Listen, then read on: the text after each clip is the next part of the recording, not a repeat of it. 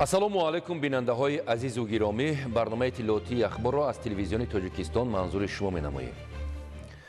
19 ноябр президенти ҷумҳурии Тоҷикистон пешвои миллат муҳтарам Эмомалӣ Раҳмон дар минтақаи саноатии рақами 2 шаҳри Истаравшан корхонаи ҷамъияти дорои масъулияти маҳдуди Файзи Нур ТВ-ро бо бренди Миллии Нур ифтитоҳ намуданд. гузориши ҳамкорони мо.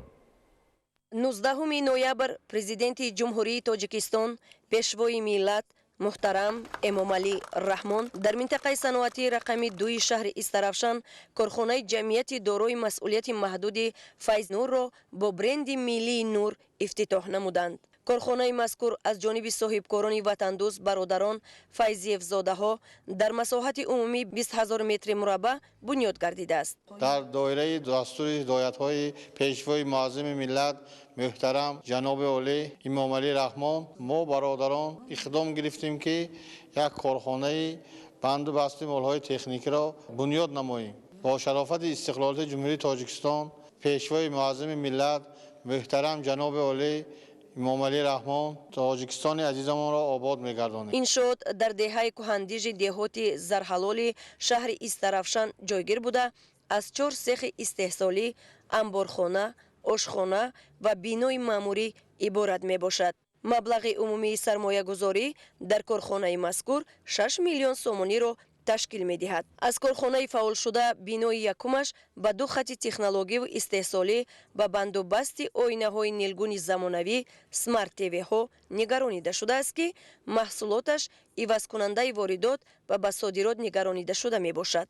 дар бинои дуюми корхонаи мазкур истеҳсоли техникаҳои маишӣ аз қабили плитаи газиву барқӣ ба роҳ монда шудааст. баробари ба истифода қарор додани корхона 50 сокини маҳаллӣ бо кори доимӣ ва маоши хуб таъмин гардиданд. ба сарвари давлат муҳтарам Эмомалӣ Раҳмон иттилоъ доданд ки дар оянда бо омода шудани 2 бинои дигари корхона соҳибкорони ватанӣ нақша доранд истеҳсолотро тақвият бахшида банду басти яхдон, ҳавохунуккунак, таҷҳизоти гармидиҳӣ, чангкашак ва мошинаи ҷомашӯиро ба роҳ монанд. маҳсулоти умумии бастубандшаванда дар корхонаи мазкур нон нави техникаҳои маишӣ мебошад. ба роҳбари давлат муҳтарам Эмомалӣ Раҳмон иттилоъ дода шуд ки тибқи нақша иқтидори ҳаҷми истеҳсолот дар як сол 40,000 адад техникаҳои маишӣ ташкил медиҳад. шумораи зиёди ашёи лозима барои бандубаст аз дохили кишвар бо харҷи нисбатан кам дастрас мешавад ва ин омил боиси коҳиш ёфтани арзиши аслии маҳсулот ва арзон шудани нархи он дар бозор мегардад. корхонаи ҷамъияти дорои масъулияти маҳдуди Файзи Нур бо истифода аз дастгоҳу таҷҳизот ва техникаи муосири истеҳсолӣ ба талаботи байналмилалӣ ҷавобгӯй муҷаҳҳаз гардонида шуда дар тамоми хати истеҳсолот ва банду баст технологияи муосири рақамӣ истифода мешавад. боиси ифтихор аст ки имрӯз бо иштироки пешвои миллат ҷаноби олии муҳтарам Эмомалӣ Раҳмон корхонаи истеҳсоли ватаниро мавриди баҳрабардорӣ қарор додам. мо соҳибкорони ҷавон аз дастгириҳои сарвари давлат изҳори супос намуда дар рушду намои Тоҷикистони азиз ва ободии он нақши босазои худро мегузаронем. мавриди зикр аст ки дар шаҳри Истаравшан дар доираи эълон гардидани солҳои 2021-2026 саноатикунонии бо суръати кишвар корхонаҳои саноатӣ ба 103 адад расонида шуда маҷмӯи маҳсулоти истеҳсолӣ дар 5 соли охир ба зиёда аз 1,5 миллиард сомонӣ баробар гардидааст. дар корхонаҳои саноатии шаҳр 75 номгӯи маҳсулоти воридот ивазкунанда истеҳсол карда мешаванд. президенти ҷумҳурии Тоҷикистон муҳтарам Эмомалӣ Раҳмон ба соҳибкорони ватанӣ барои ин иқдоми бунёдкоронаву созанда изҳори сипос намуданд.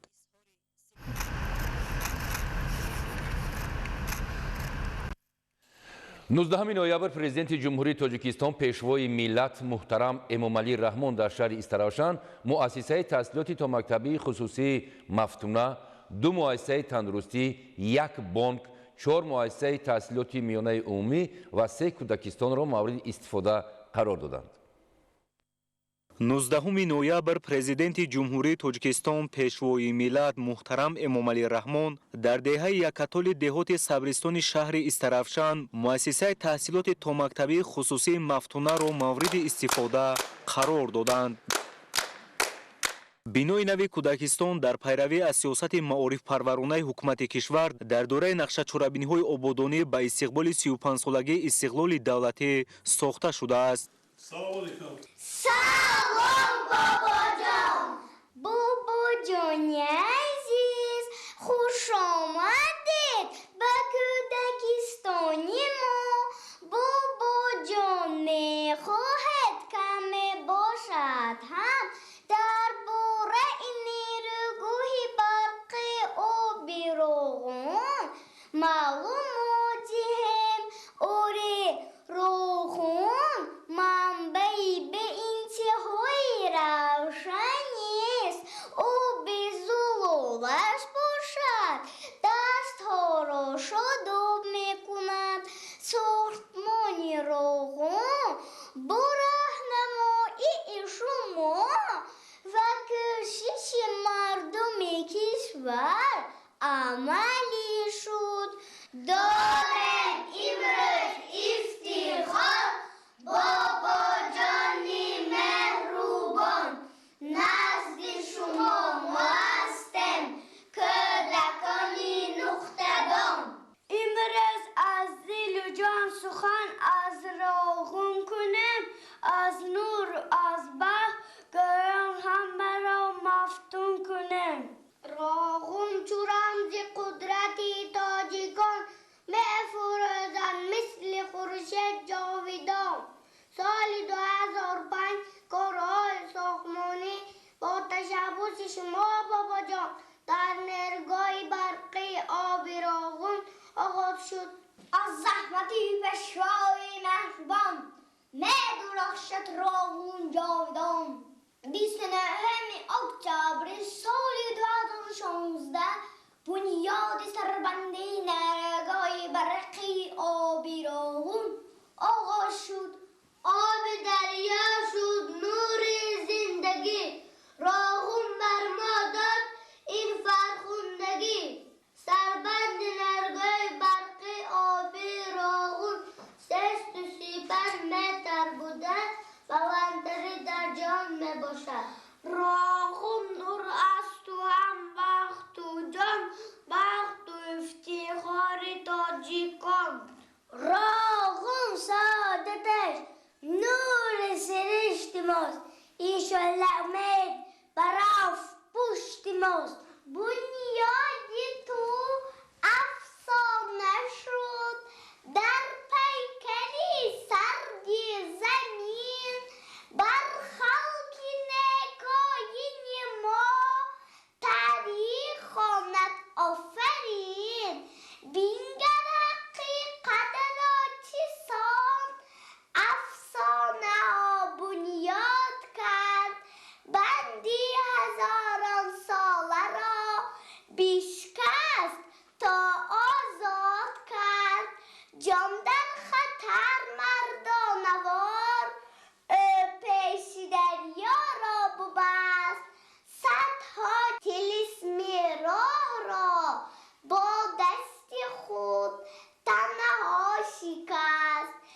Ифтихори тоҷикон аз пешвои миллат аст. ҳамчун рамзи офтобе дар ҳавои миллат аст. корҳои бунёдӣ дар кӯдакистон соли 2023 оғоз гардида, он дар муҳлати муайяншуда аз ҷониби соҳибкори ватанӣ Қаюм Шарифов бо сифати баланди меъморӣ бунёд гардидааст. дар вақти сохтмон зиёда аз 20 сокини маҳаллӣ бо кор таъмин гардиданд. вақте ки ҷаноби олӣ пешвои миллат муҳтарам эмомалӣ раҳмон дар паёми солонаи худ изҳор доштанд ки барои инкишофи зеҳни кӯдакон муассисаҳои томактабӣ дар ҳар як деҳаву маҳалла бунёд гардад. мо соҳибкорони маҳаллӣ аз иқдомҳои созандаву бунёдкоронаи пешвои миллат муҳтарам эмомалӣ раҳмон рӯҳи илҳоми тоза гирифта тасмим гирифтам ки барои ободони диёри хеш муассисаи томактабии хусусии мафтунаро бунёд намудам. минбаъд мо кӯшиш мекунем ки ҷиҳати обод гаштани ватани азизи худ саҳми арзандаи худро гузорем. ба сарвари давлат муҳтарам Эмомалӣ Раҳмон иттилоъ дода шуд ки муассисаи тозабунёд аз 2 ошчона ва таххона иборат буда барои 150 кӯдак пешбинӣ шудааст. дар кӯдакистон 5 гурӯҳ амал намуда, ба онҳо 18 парастори ботаҷриба бо ташкили бозиҳои ҷолибу шавқовар машғулият мегузаронанд. ҳуҷраҳои барҳавои машғулиятҳо ва истироҳати тарбиятгирандагон бо рахтҳои хоб, ҷевон, мизу курсӣ ва бозичаҳои гуногун муҷаҳҳаз буда, бо завқу салиқаи баланди эстетикӣ ва мувофиқ ба дунёи рангини кӯдакон оро ёфтааст. омӯзиш дар он бо 2 забон тоҷикӣ ва русӣ сурат мегирад. масъулин нақша доранд ки оянда таълимро бо забони англисӣ ҳам ба роҳ монанд. таҳсилоти томактабӣ аввалин зинаи таълиму тарбия буда барои ташаккули зеҳн ва рушди кӯдак нақши муҳим дорад. пешвои миллат муҳтарам Эмомалӣ Раҳмон дар паёми навбатии худ таъкид намуданд ки фарогирии кӯдакони синни томактабӣ ба таълиму тарбия яке аз ҳадафҳои муҳими ҳукумати ҷумҳурии Тоҷикистон мебошанд. мо миннатдории самимонаи хешро ба пешвои маҳбуби тоҷикони ҷаҳон муҳтарам Эмомалӣ Раҳмон мерасонем ки барои рушди таҳсилоти томактабӣ ва ҳамчунин барои соҳиби ҷойи кор гардидани мо мутахассисони ҷавон таваҷҷӯҳи хосса зоҳир намуда чунин муассисаҳоро бунёд менамоянд. кӯшиш мекунем ки кӯдаконро дар рӯҳияи хештаншиносӣ, ватандӯстӣ ва меҳру муҳаббат доштан ба ватан тарбия намоем ва сазовори боварии пешвои миллат бошем. пешвои миллат муҳтарам Эмомалӣ Раҳмон ба кӯдакони хуштоле тӯҳфаҳои хотиравӣ тақдим карда, бо онҳо суҳбати самимӣ доир намуданд. саҳни биноро гулҳои рангоранг, айвонҳо барои гузарондани машғулиятҳо дар ҳавои тоза, инчунин дигар таҷҳизоти барои фароғати кӯдакон пешбинишуда зебу зиннат додааст. роҳрав ва дигар деворҳои муассиса рангину зебо ва бо қаҳрамониҳои дӯстдоштаи кӯдакон аз филмҳои машҳури тасвирӣ оро ёфтааст. ифтитоҳи кӯдакистони замонавиро президенти кишвар муҳтарам Эмомалӣ Раҳмон тӯҳфаи арзишманд номида, ба соҳибкори ҳимматбаланд барои ин иқдоми накӯ арзи сипос карданд. аз мураббиён даъват намуданд ки бо истифода аз шароити мусоид кӯдаконро дар рӯяи ватандӯстӣ тарбия намоянд, то онҳо дар оянда барои пешрафти Тоҷикистони соҳибистиқлол саҳми арзишманди худро гузоранд.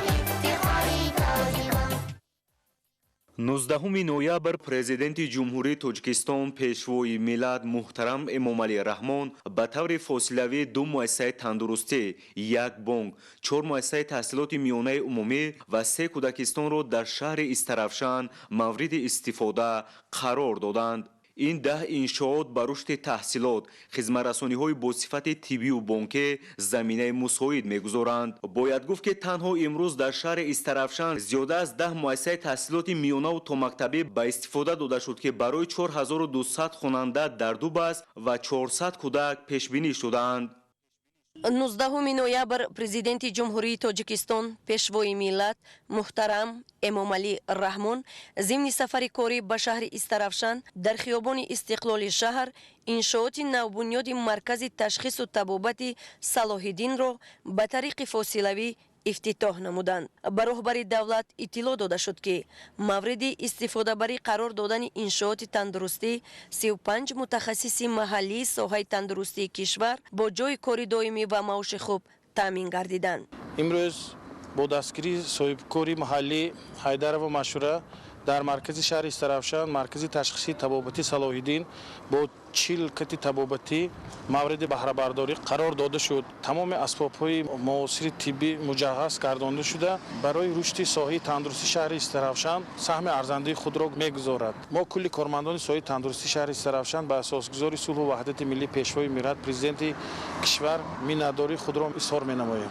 маркази ташхисию табобатии мазкур дар доираи дастуру ҳидоятҳои пешвои муаззами миллат муҳтарам Эмомалӣ Раҳмон аз ҷониби соҳибкори ватанӣ Машҳура Ҳайдарзода бунёд гардидааст. иншооти тандурустӣ дар масоҳати умумӣ 273 метри мураббаъ бо харҷи зиёда аз 2 миллион сомонӣ бунёд гардида, аз 5 ошёна ва 27 ҳуҷра барои нигаҳдории беморон бо чилкат иборат аст. Маркази ташхисию табобатӣ бо дастгоҳу таҷҳизоти муосири тиббӣ муҷаҳҳаз гардонида шудааст. Ба роҳбари давлат муҳтарам Эмомалӣ Раҳмон иттилоъ доданд, ки дар маркази нави ташхису табобат барои табобати беморон мутахассиси варзидаи дохилӣ, ки барои омӯхтани кор дар Федератсияи Русия фаъолият мекард, ба кор ҷалб карда шудааст, ки ӯ яке аз мутахассисони беҳтарини соҳаи тандурустии кишвар ба ҳисоб рафта, дар кори илмӣ ва табобати мизоҷон ба натиҷаҳои назаррас ва навовариҳои соҳа ноил гардидааст. Дар маркази нави ташхису табобат 35 мутахассиси дорои таҷрибаи баланди касбӣ фаъолият мекунанд, ки аксари онҳо аз ҳисоби занону духтарони маҳаллӣ мебошанд. Дар ошёнаҳои дигари маркази ташхис шуъбаҳо, бокатҳои муолиҷавӣ ва хизматрасониҳои зарурӣ барои фаъолияти самарабахши табибон ва истифодаи беморон муҳайё карда шудааст. Табибон ва сокинон ба сарвари давлат муҳтарам Эмомалӣ Раҳмон барои ғамхориҳои пайваста изҳори сипос намуданд. Ман хушбахтам, ки ба пешвои миллат Эмомалӣ Раҳмон ман ҳамин рӯз расидам. Мана қаҳрамонам ҳамоно буданд, ки занҳоя духтарҳоя дастгирӣ карда роҳ нишон дода. Ман раҳмат мегӯям, ман миннатдорам ҳамоно, ки мон занҳоро духтарҳоя дастгирӣ карда пеш рафтани мамлакатҳо мо дида ҳамин корхонаро ташкил карда ба истифода додостим. Ба шарофати пешвои миллат ватани мо шукуфон шавад доимо. Ба пеш Тоҷикистон раванд. Роҳбари давлат муҳтарам Эмомалӣ Раҳмон аснои шиносоӣ ба масъулин барои дар сатҳи баланд ба роҳ мондани хизматрасониҳои тиббӣ дастуру тавсияҳои мушаххас доданд.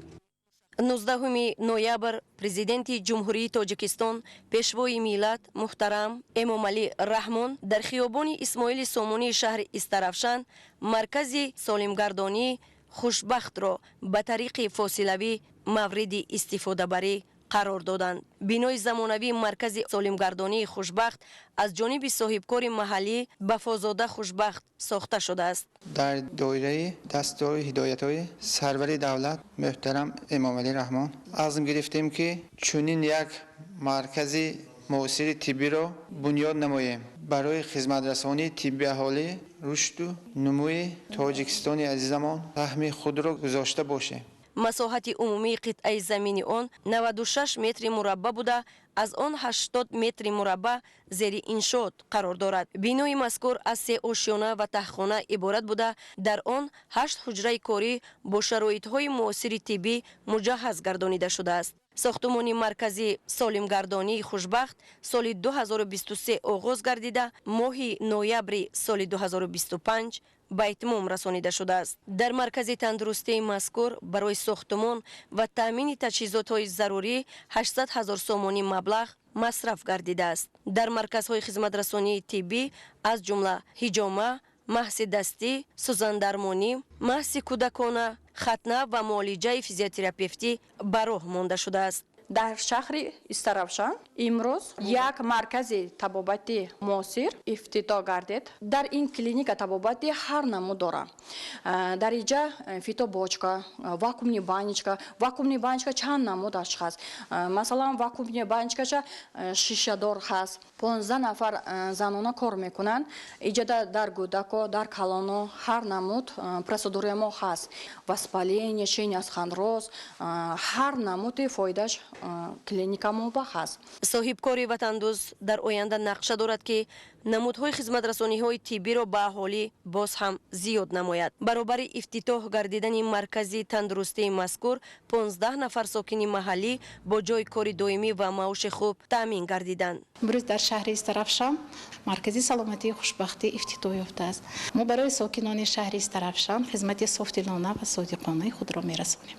роҳбари давлат муҳтарам Эмомалӣ Раҳмон бобати хизмати саривақтӣ расонидан ба беморон ва сокинон ба масъулини тандурустии шаҳри Истарафшан дастуру тавсияҳои мушаххас доданд.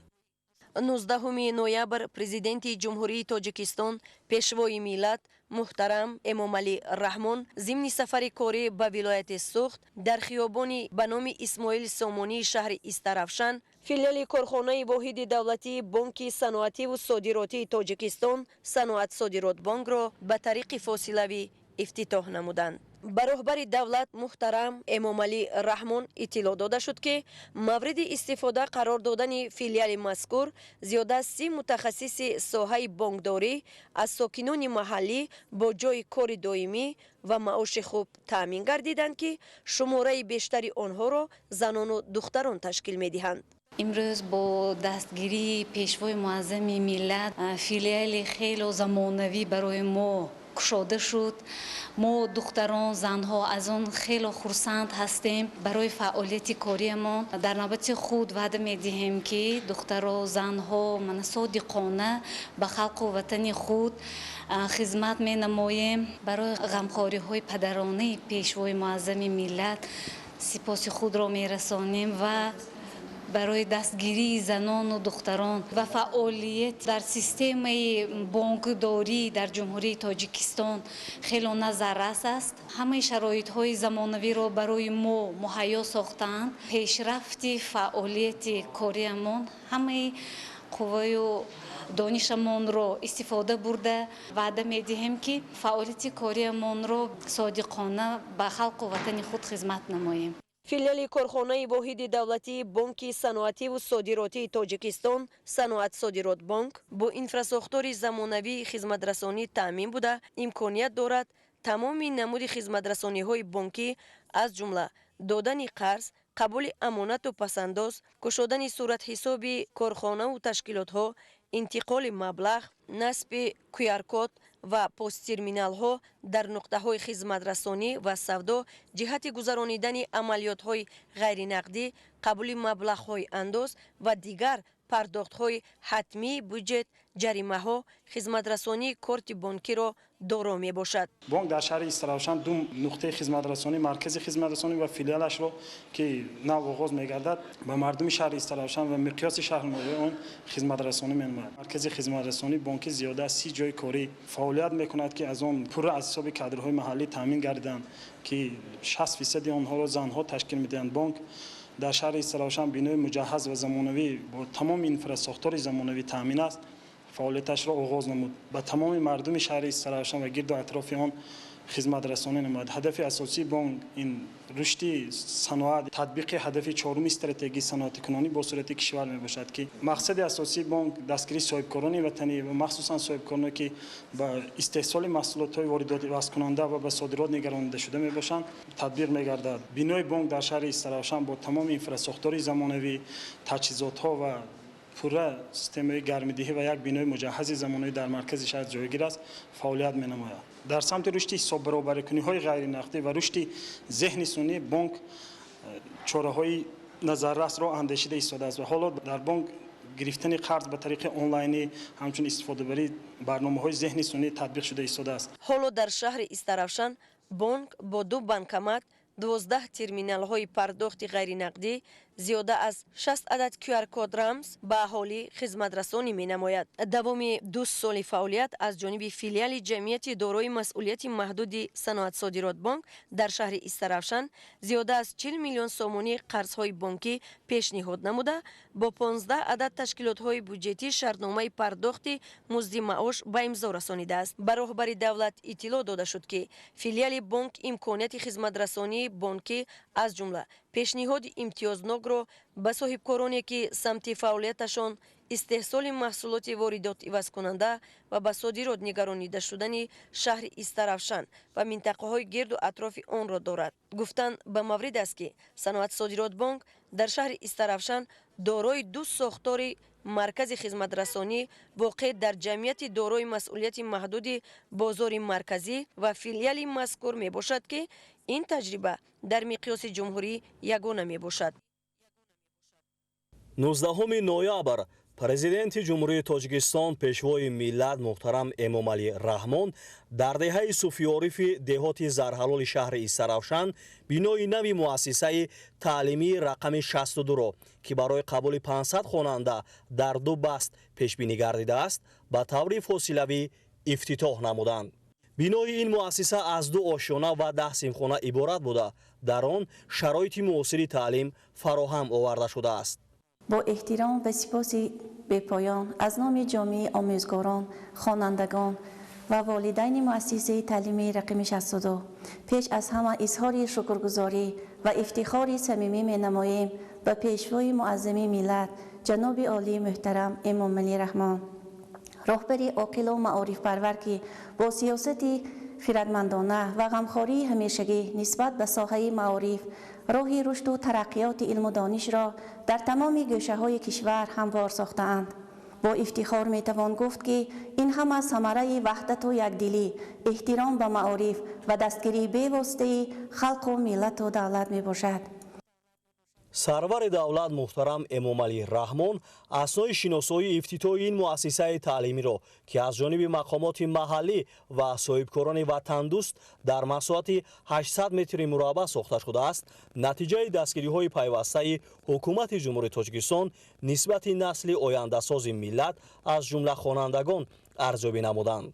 حالا در مؤسسه زیاده از 30 آموزگار که 90% آنها را جوانان تشکیل می‌دهند به کار جلب شدند. انشاءاتی نو دارای مجلسگاه با 120 جای نشست است.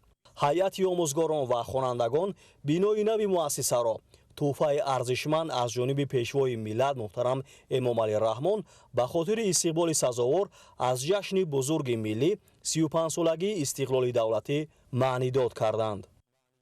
ما نسل جوان کشور از شما اساسگذار صلح و وحدت ملی، پیشوای ملت، پرزیدنت جمهوری تاجیکستان محترم امامعلی رحمان سپاسگزار و منتپذیر هستیم که برای ما جوانان چنین شرایط‌های مساعد فراهم نموده اید و در راه پرپیچ و تاب آینده بزرگمان شهچراغ امید هستید. امسال 2 خواننده مؤسسه طبق کوتای پرزیدنتی به مکاتب عالی کشور داخل شدند و حالا 7 خواننده گیرنده استیپندیای پرزیدنتی می باشند. 19 نوامبر پرزیدنت جمهوری تاجیکستان پیشوای ملت محترم امامعلی رحمان در ادامه سفر کاری در شهر استراوشن به طور فاصلوی مؤسسه تحصیلاتی تا مکتب غنچه‌های استقلال را در دهه سندغوندک دهات قلعچه کلان افتتاح نمودند. سیمخانه‌های مؤسسه برای به تعلیم و تربیت فرا گرفتن 60 کودک پیش بینی شده است.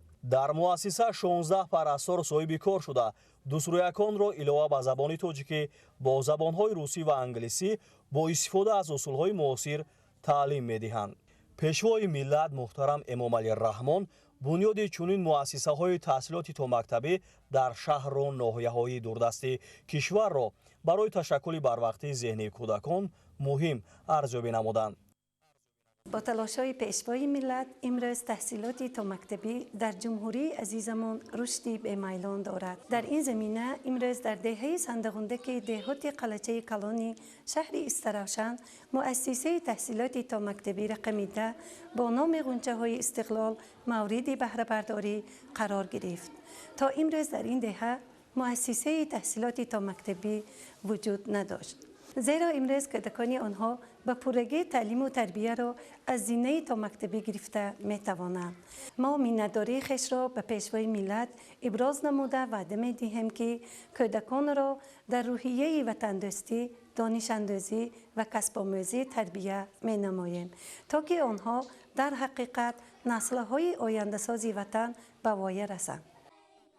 پرستاران از روی برنامه‌های شوق‌آور با استفاده از شرایط، قابلیت فکررانی و دیگر پهلوهای رشد کودکان را تقویت می‌بخشند. در اینجا مشغولیت کودکان با استفاده از بازی‌های گوناگون، حرف و عدد و دیگر واسطه‌های آموزش برای رشد ذهنی آنها خیلی جالب صورت می‌گیرند. سرور دولت محترم امامعلی رحمان با پرستاران دستور دادند که از خردی در ضمیر کودکان مهر و محبت به وطن مادر را جا دهند و آنها را در راه نیک و سازنده تربیت نمایند. 19 نوامبر президенти ҷумҳурии тоҷикистон пешвои миллат муҳтарам эмомалӣ раҳмон ба таври фосилавӣ муассисаи таҳсилоти томактабии ахтарони назди муассисаи таҳсилоти миёнаи умумии 46-ро дар деҳаи тутки деҳоти пошкенти шаҳри истаравшан мавриди баҳрабардорӣ қарор доданд. муассиса дар доираи амалишавии барномаи давлатии рушди таҳсилоти томактабӣ дар ҷумҳурии тоҷикистон барои солҳои 2020-2025 барои фарогирии 60 кӯдак ба таълиму тарбия сохта шудааст. ба сарвари давлат иттилоъ дода шуд ки дар ин ҷо 15 парастор ба кор ҷалб шудаанд.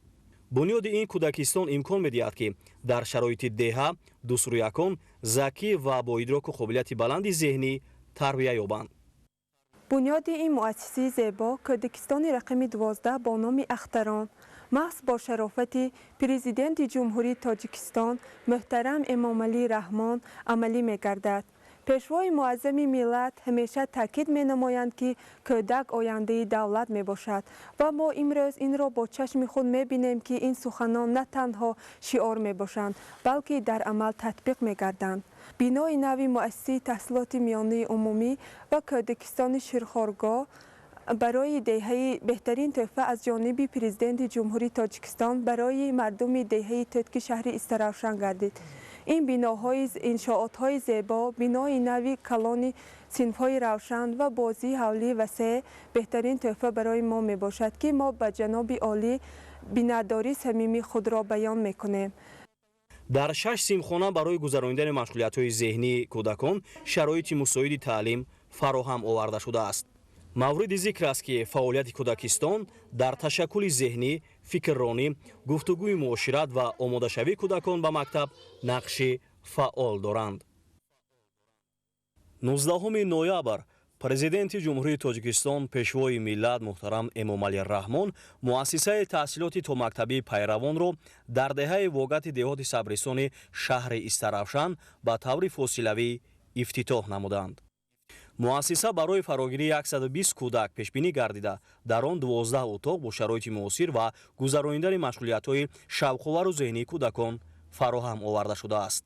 иттилоъ дода шуд ки дар ин ҷо 18 парастор соҳиби кор шуда барои тарбияи дурусти зеҳнии кӯдакон ва ташаккули барвақтии онҳо аз усулҳои муосири таълим кор мегиранд. با احترام اظهار می نماییم که امروز برای ما افتخار و سرفرازی بزرگ است. تشریف اساسگزار صلح و وحدت ملی پیشوای ملت محترم امامعلی رحمان در شهر باستانی استرافشان افتتاح رسمی کودکستان نو برای 120 نفر کودک در دهه واگتی شهری استرافشان از روی دستور و سپارش ها و پیام سرور دولت به هم آمده است. از نام خود کارمندان مؤسسه و پدر و مادران منتداری خویش را به پیشوای معظم ملت محترم امامعلی رحمان میرسانیم.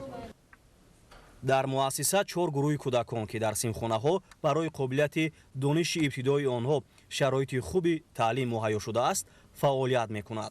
امروز در شهر استرافشان 21 مؤسسه تحصیلاتی تا مکتبی فعالیت می‌نماید که 25% فراگیری کودکان را تشکیل می‌دهد. سالهای اخیر در شهر و ناحیه‌های دوردست کشور شماره چنین کودکستان‌ها افزوده است و این از توجه دائمی حکومت جمهوری تاجیکستان نسبت ساحه معارف به خصوص در سمت بنیادی مؤسسه‌های تحصیلاتی تا مکتبی درک می‌دهد. در راه درست تربیت نمودن کودکان و جلب آنها به بازی‌های ذهنی زمینه‌گذار قدم‌های نخستین دانش‌اندوزی محسوب می‌شود. 19 نوامبر президенти ҷумҳурии тоҷикистон пешвои миллат муҳтарам эмомалӣ раҳмон дар идомаи сафари корӣ дар шаҳри истаравшан ба таври фосилавӣ муассисаи таҳсилоти миёнаи умумии рақами 5 ба номи абу абдуллоҳ рӯдакӣ дар маҳаллаи имоми аъзамро мавриди баҳрабардорӣ қарор доданд. иншооти мазкур дар дораи таваҷҷӯҳу ғамхориҳои сарвари давлат ба соҳаи маориф ва таълиму тарбияи насли наврас бо маблағгузории мақомоти иҷроияи ҳокимияти давлатии шаҳр ва шахсони саховатпеша бунёд гардидааст. سروری باخیرت و معرفت پرورمان محترم امامی رحمان در برآمد و پیام‌هایشان ساحه معارف را یکی از ساحه اساسی و افضل‌الناک می‌سازند. نکته آن کس به یادم می‌آید که گفتند ملتی که به معارف توجه نکند دستنگر، خارزار، تحقیر گشته و افراد آن مایل به جنایت‌های و کارهای پیشگویی نشونده خواهند بود. این نکته و نکته‌های زیادی سروری باخیرتمان محترم امامی رحمان درباره مکتب و معارف ما را وادار می‌سازد که سطح و صفت تعلیم بلند برداشته شود. بلندشوی سطح و صفت تعلیم را سروری باخیرتمان از محیط عائله می‌بینند. از این رو هر یک پدر و مادر قانون جمهوری تاجیکستان درباره مسئولیت درباره تعلیم و تربیت کودک را سرمشق کار خود باید داند. همچنین یک آموزگار جوان و ختم کرده همین مؤسسه می‌خواهم عرض منتداری خویش را به سروری باخیرتمان محترم امامی رحمان رسانم. جواباً به این غمخواری ها می‌خواهم در تعلیم و تربیت نسلی نورست حصه ارزنده خویش را گذارم و به وطن عزیزم خدمت شایان نمایم. ифтитоҳи иншооти нави соҳаи маориф дар дораи тадбирҳои созандагӣ ба истиқболи ҷашни 35-солагии истиқлоли давлатӣ барои хонандагон ва сокинони шаҳри Истарафшан ҳамчун тӯҳфаи арзишманд арзёбӣ гардид. ба пешвои миллат муҳтарам Эмомалӣ Раҳмон иттилоъ доданд ки бинои муассисаи таълимӣ аз 3 ошёна иборат буда барои 720 хонанда дар 2 баъз пешбинӣ гардидааст. иншоот бо назардошти талаботи соҳа унсурҳои меъмории миллӣ ва ҷавобгӯ ба зарфиятҳои муосир бо сифати баланд сохта шуда синфхона ва дигар кабинетҳои фаннӣ бо таҷҳизот ва аёнияти дарсӣ муҷаҳҳаз гардонида шудааст. پیشوای معظم ملت محترم امامعلی رحمان 20 ساله آموزش رشد فن‌های طبیعت‌شناسی دقیق و ریاضی برای سالهای 2020-2040 را پیشنهاد نمودند. من اشتراکچی آزمون‌های علم فروغ معرفت از سال 2022 اشتراکچی المپیادهای شهری از فن متمتیک و اینچنین اشتراکچی المپیادهای بین المللی براینکس و هریزون از فن متمتیک می باشم. با دستاوردها نیز موفق گردیدم. سال گذشته در المپیاد از فن متمتیک سزاوار جای دوم و در آزمون علم فروغ معرفت در مقیاس شهر سزاوار جای سوم گردیدم. من بعد نیز کوشش میکنم در این فن موفق گردم. منتداری خود را به پیشوای معظم ملت بیان می‌نمایم که چنین آزمون‌ها را تشکیل نموده‌اند. شادی و خرسندی ما خوانندگان امروز حد و کنار ندارد، چون که پیشوای معظم ملت برای ما خوانندگان چنین بینای زیبا و زمانوی را تحفه نمودند. بینای مؤسسه دارای 15 سینفخانه مجهز با مهمترین لوازمات خانش از جمله کابینت‌های فنی خیمیا، بیولوژیا، فیزیکا، گئوگرافیا، تعلیم مهنت، اینچنین سینفخانه‌های تکنولوژی اطلاعاتی مطابق با طلبات ساخته شده به تشکل ذهن و تفکر خوانندگان زمینه مساعد می‌گذارد. اسنای شناسایی با شرایط و امکانات این مؤسسه نو و زمانوی پیشوای ملت محترم امامعلی رحمان به صفت کارهای ساختمانی بهای بلند داده سهمگذاری در صاحب علم شدن نسل نورس را عمل شایسته عنوان نمودند. 19 نویبر پرزیدنت جمهوری تاجیکستان پیشوای ملت محترم امامعلی رحمان در دهه ترک دهات پاشکنت شهر استرافشان به طور فاصلوی مؤسسه تحصیلات میانه عمومی رقم 46 را به استفاده دادند. انشاء دارای شرایط مساعد تعلیم و تدریس بوده دارای 12 سینفخانه مجهز می باشد. حالا امکان است که در این مؤسسه نوبنیاد 540 خواننده در یک بس به تحصیل فرا گرفته شوند. من فرزند خوش‌اقبال و سربلند زمان استقلال هستم که در زیر سایه غمخوارانه سرور دلسوز و پیشوای معظم ملت در دولت صاحب استقلال زندگی دارم. غمخواری پرزیدنت جمهوری تاجیکستان در راه پرورش و آموزش نسل‌های آینده، در راه به کمال رسانیدن شخصیت‌های بیداردل و خودآگاه، خویشتن‌شناس و وطنخواه خیلی بزرگ است. بنیاد مؤسسه‌های نو زمانوی، تشکیل و برگزار نمودن آزمون‌های جمهوریوی فروغ صبح دانایی کتاب است. علم فروغ معرفت شاهنامه‌خوانی و صرف مبلغ‌های زیاد برای دانش آموزان چند دلیل از غمخوری‌های استاد معرفت آموز و فرهنگ سالار ملتمان محترم امامعلی رحمان است. من که خود امسال در آزمون جمهوریوی فروغ صبح دانایی کتاب است اشتراک نموده در دور ولایتی آن پیروزی به دست آورده به دور نهایی آن را خط گرفتم، محبت و اخلاص خود را به پیشوای عزیز ملتمان میرسانم و وعده میدهم که در چنین شرایط‌های بهترین تحصیل نموده سزاوار غمخوری‌های وطن گردم. جان فدا در راه پیمان کرده است، صد بیابان را گلستان کرده است، سرزمین پاره پاره گشته را جمع کرده تاجیکستان کرده است. خونندگان امکان دارند که با استفاده از کابینت‌های فنی خیمیا، بیولوژیا، فیزیکا، گئوگرافیا و تکنولوژی اطلاعاتی دانش خود را صیقل دهند. برای ترغیب و تشکل طرز حیات سالم در مؤسسه تالار برهوا و موجه ساخته شده است. خوانندگان می توانند با استفاده از این شرایط خود را جسماً آب و تاب دهند. مجلسگاه با 36 جای و آشخانه برای 300 جای نشست و دیگر انشاءات یاری رسان که در مؤسسه ساخته شدند در مجموع به بهبودی صفت تعلیم و کار و فعالیت آموزگاران زمینه می‌گذارد. این فرزند ملت تاجیک، پیشوای معظم ملت، اونقدر در ساحه علم و فرهنگ و معارف نیکی و خدمت‌های کردند که با قول فردوسی جهان تاریخی کاووس و کی دیده است، ولیکن چنین دوره کی دیده است. اینقدر غمخوری برای آموزش و پرورش نسل نورس در جمهوری ما صورت گرفته ایستاده است که حتی در مملکت‌های متمدن، در کشورهای پیشرفته به هوس نگاه میکنند. شما توجه کنید که به هر یک خاندان تاجیک اثری علامه باباجان غفورов تاجیکان به طریق رایگان تقدیم کرده شد. اینک باز یک تحفه نوبتی دیگری پرزیدنت که در سراسر جمهوری شاهنامه بیزوال فردوسی به طریق رایگان به هر یک خانواده تقسیم شده ایستاده است.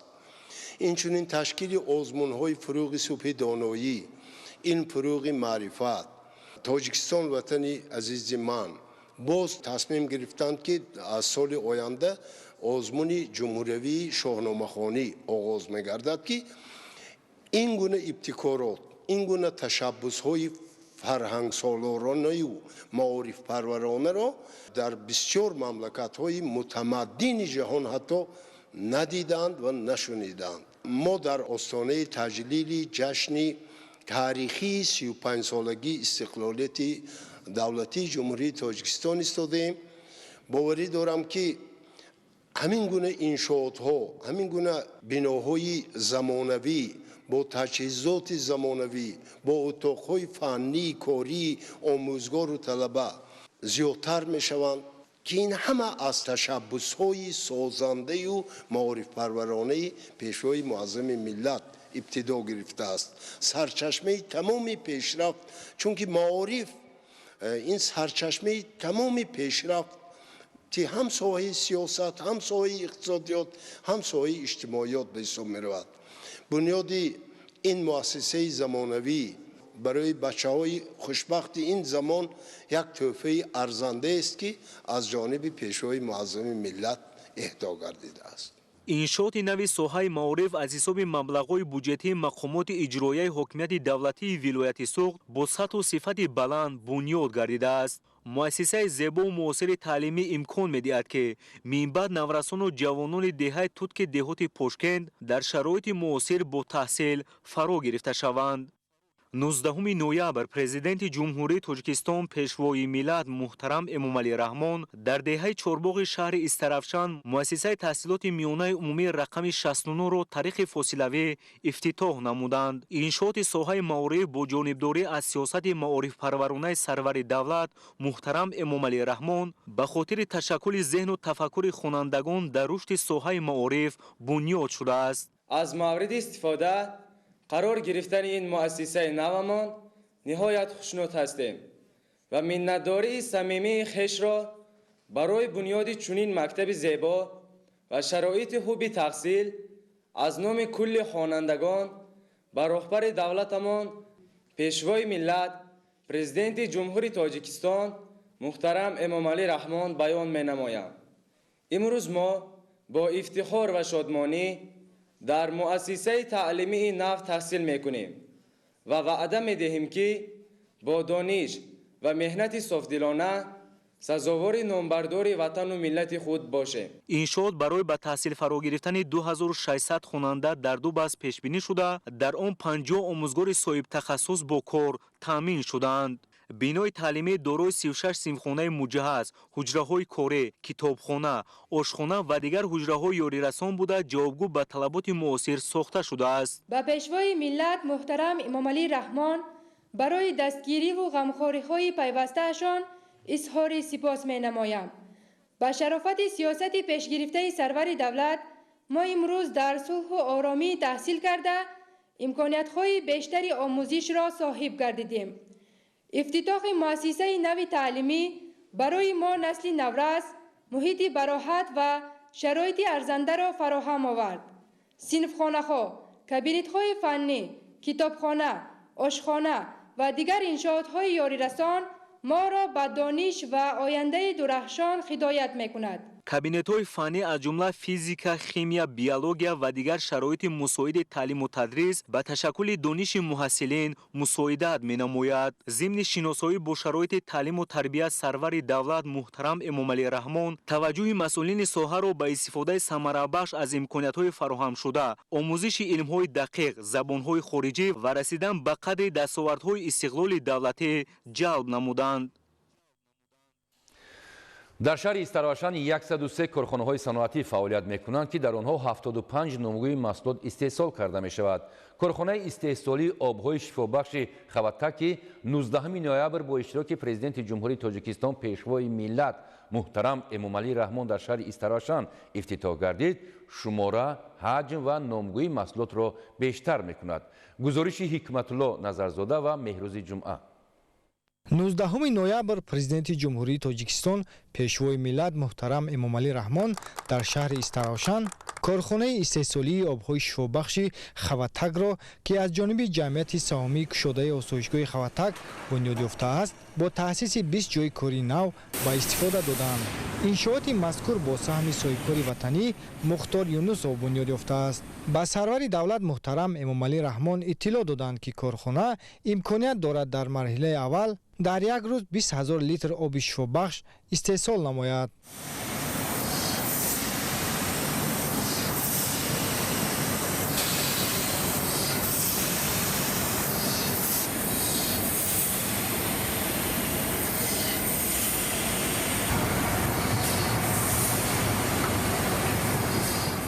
технологияи корхона аз ҷумҳурии мардуми Чин оварда шудааст ва маҳсулот дар ин ҷо дар асоси стандартҳои муосири байналмилалӣ ва аврупоӣ истеҳсол мешавад.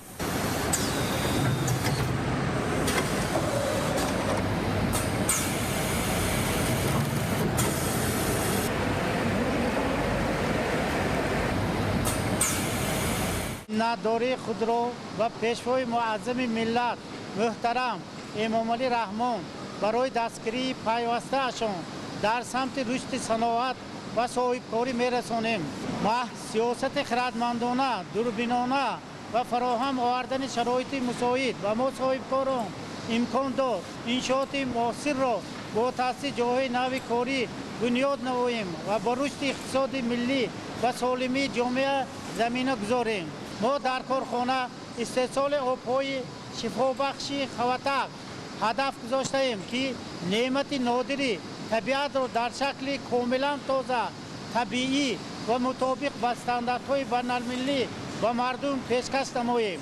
خط استحصالی ما با معاصرترین دستگاه‌های تکنولوژی تامین بوده هر قطره آب پیش از رسیدن به دست استعمال کننده و از چند مرحله تازه‌کنی و نظارات قطعی استفاده می‌گذارد.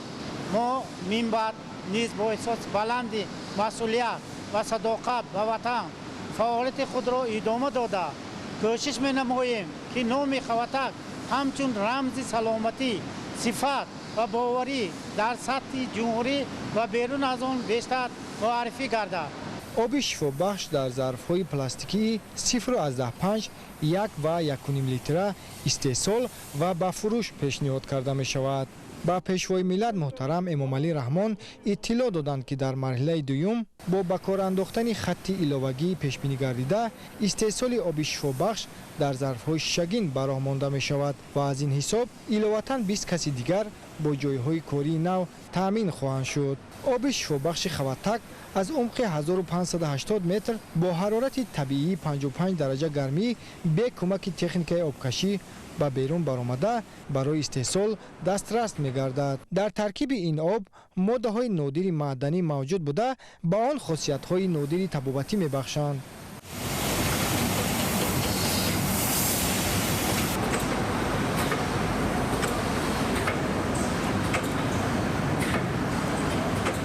افتتاح کارخانه از جانب پیشوای ملت محترم امام علی رحمان امکان داد که ساکنان محلی با کار دائمی تامین گردیدند.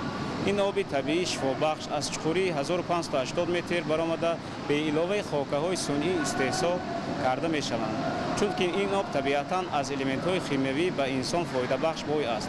ما ساکنان و صاحبکاران شهر استرافشان از دستگیری دائمی سرور دولت محترم امام علی رحمان منتداری بیان نموده کوشش می‌نماییم تا با استحصال محصولات رقابت‌پذیر در صنعت کنونی با ثروت کشور نقشی باسزا گذاریم. توانه با پیشنهاد محصولات باصفت در بازار موقع خود را پیدا نموده در برابر صادر کردن محصولات خویش اینچنین همچون محصولات عوض کننده واردشوی هر گونه آب‌های پس‌صفت را در بازارهای داخلی پیشگیری کنیم.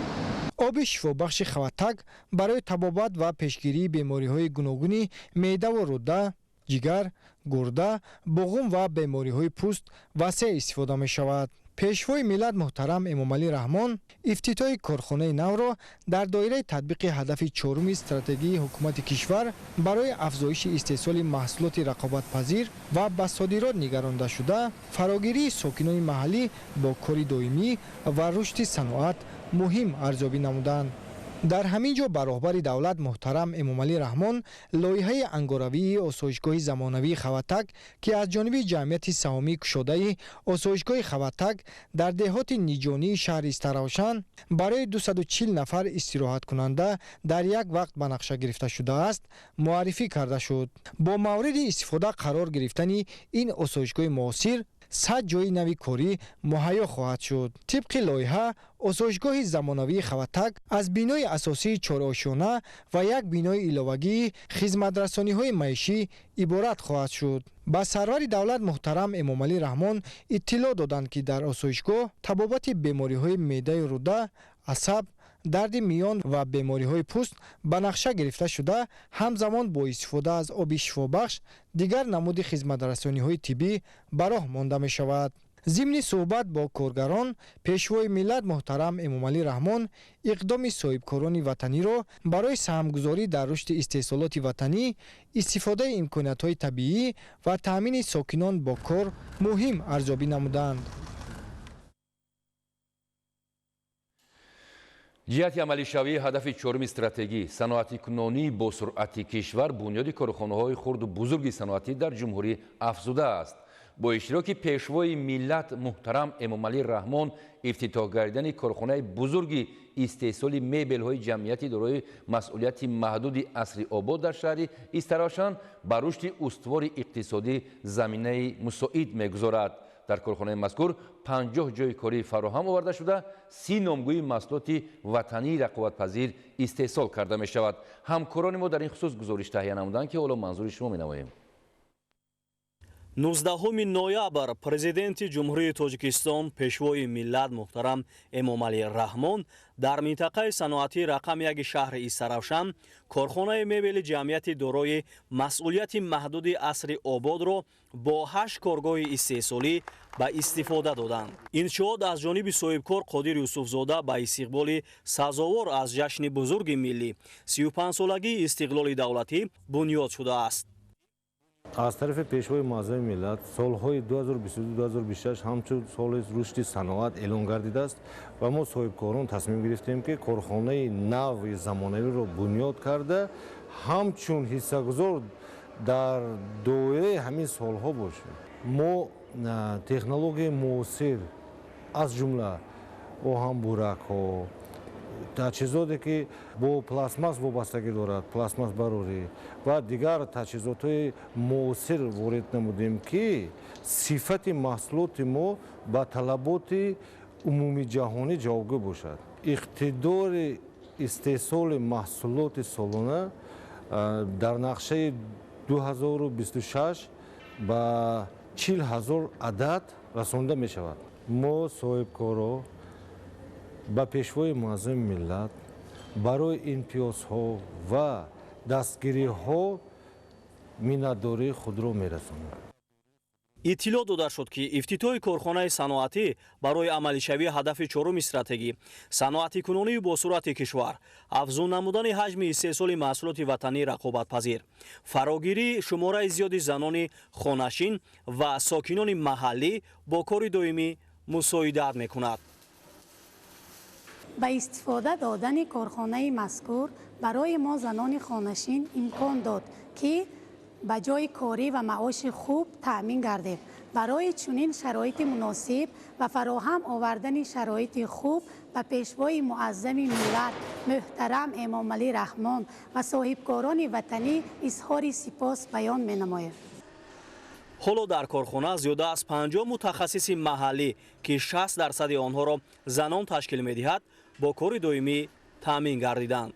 дар корхонаи Асри Обод зиёда аз 30 номгӯи маҳсулоти ивазкунандаи воридот аз ҷумла мизу курсиҳо барои ташкилоту муассисаҳо, тарабхона, муассисаҳои таълимӣ, фарҳангу тандурустӣ, ашёи рӯзгор ва ғайра истеҳсол карда мешавад.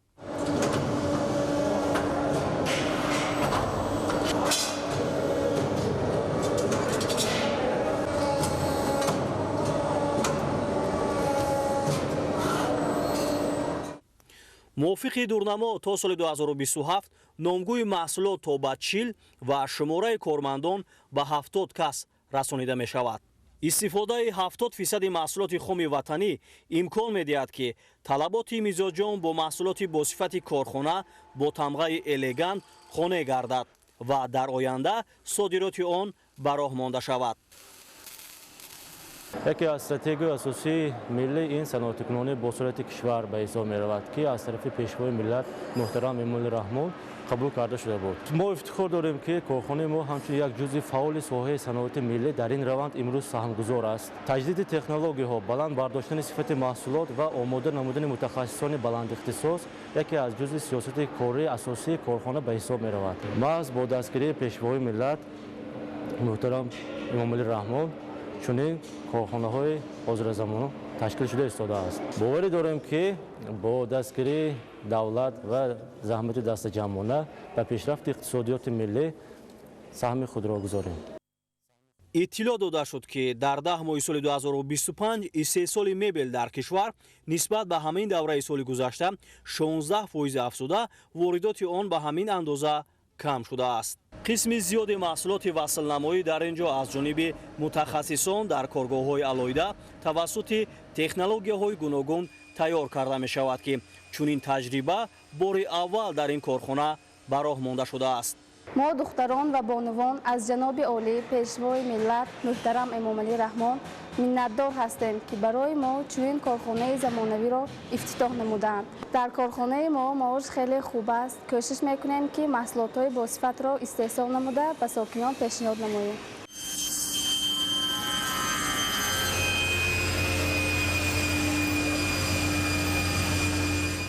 ҳоло дар шаҳри Истаравшан зиёда аз 100 корхонаи саноатӣ фаъолият намуда маҷмӯи маҳсулоти ин соҳа дар 5 соли охир ба 1,5 миллиард сомонӣ баробар шудааст.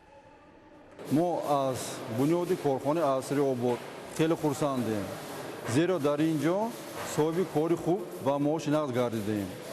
ифтитоҳи чунин корхонаҳо ба мо имконият медиҳад ки касб омӯзем ва сатҳи зиндагии худро беҳтар намоем. аз ғамхорӣ ва фаровон овардани шароити корӣ ба пешвои муаззами миллат Эмомали Раҳмон изҳори миннатдорӣ баён менамоем. пас аз шиносоӣ бо иншоот пешвои миллат муҳтарам Эмомали Раҳмон иқдоми соҳибкори маҳаллиро намунаи барҷастаи ватандӯстӣ ва саҳмгузорӣ дар рушди устувори иқтисодӣ арзёбӣ намуданд. ба масъулин барои зиёд кардани иқтидори истеҳсолӣ ва содиротии корхона дастуру тавсияҳои мушаххас дода шуд.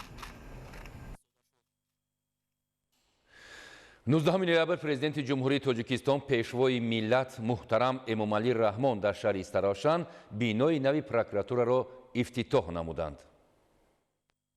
19 ноябр президенти ҷумҳурии Тоҷикистон пешвои миллат муҳтарам Эмомали Раҳмон зимни сафари корӣ ба вилояти Суғ дар хиёбони Исмоили Сомонии шаҳри Истарафшан бинои нави прокуратураи шаҳрро ифтитоҳ намуданд. иншооти навбунёд дар масоҳати умумии 1500 метри мураббаъ бунёд гардида аз 4 ошёна ва 14 ҳуҷраи корӣ, китобхона, маҷлисгоҳ, ошхона, таҳхона ва дигар иншооти ёрирасон иборат мебошад. боиси ифтихор аст ки имрӯз бо ташаббус ва иштироки бевоситаи асосгузори сулҳу ваҳдати миллӣ пешвои миллат президенти ҷумҳурии Тоҷикистон муҳтарам Эмомали Раҳмон бинои чорошонаи замонавию барҳаво муҷаҳҳаз бо тамоми шароитҳои лозимаи корӣ барои кормандони прокуратураи шаҳри Истаравшан ифтитоҳ ва ба истифода дода шуд. ба пешвои муаззами миллат миннатдории худ ва кормандони прокуратураи шаҳри Истаравшанро барои фароҳам овардани шароити мусоид ҷиҳати беҳтар намудани шароити корӣ иброз менамоям. ин ҳадияи арзишманди пешвои муаззами миллат ба ҷашни 35-солагии истиқлолияти давлатии ҷумҳурии Тоҷикистон ба кормандони прокуратураи шаҳр тақдим гардид ки боиси сарбаландии мо гардида моро водор месозад ки бо истифода аз тамоми имкониятҳои мавҷуда донишу малакаи касбӣ ва меҳнати софдилонаи содиқона сиёсати созандаву бунёдкоронаи пешвои муаззами миллатро амалӣ намуда дар таъмини волояти қонун, таҳкими қонуният, тартиботи ҳуқуқӣ, мубориза бар зидди ҷинояткорӣ ва ҳифзи ҳуқуқу манфиатҳои шаҳрвандон саҳми арзандаи худро гузошта дар таъмини фазои ягонаи ҳуқуқӣ дар ҳудуди шаҳр чораҳои муассир роҳандозӣ намоем. дар бино барои фаъолияти хуби 8 мутахассис шароит фароҳам гардидааст. ҳамчунин дар иншооти мазкур ҳуҷраҳои зист низ мавҷуд аст. сохтумони бинои нав моҳи майи соли 2024 оғоз гардида дар муҳлати муайян гардида бо сифати баланд ҷавобгӯ ба талаботи замони муосир бунёд шудааст.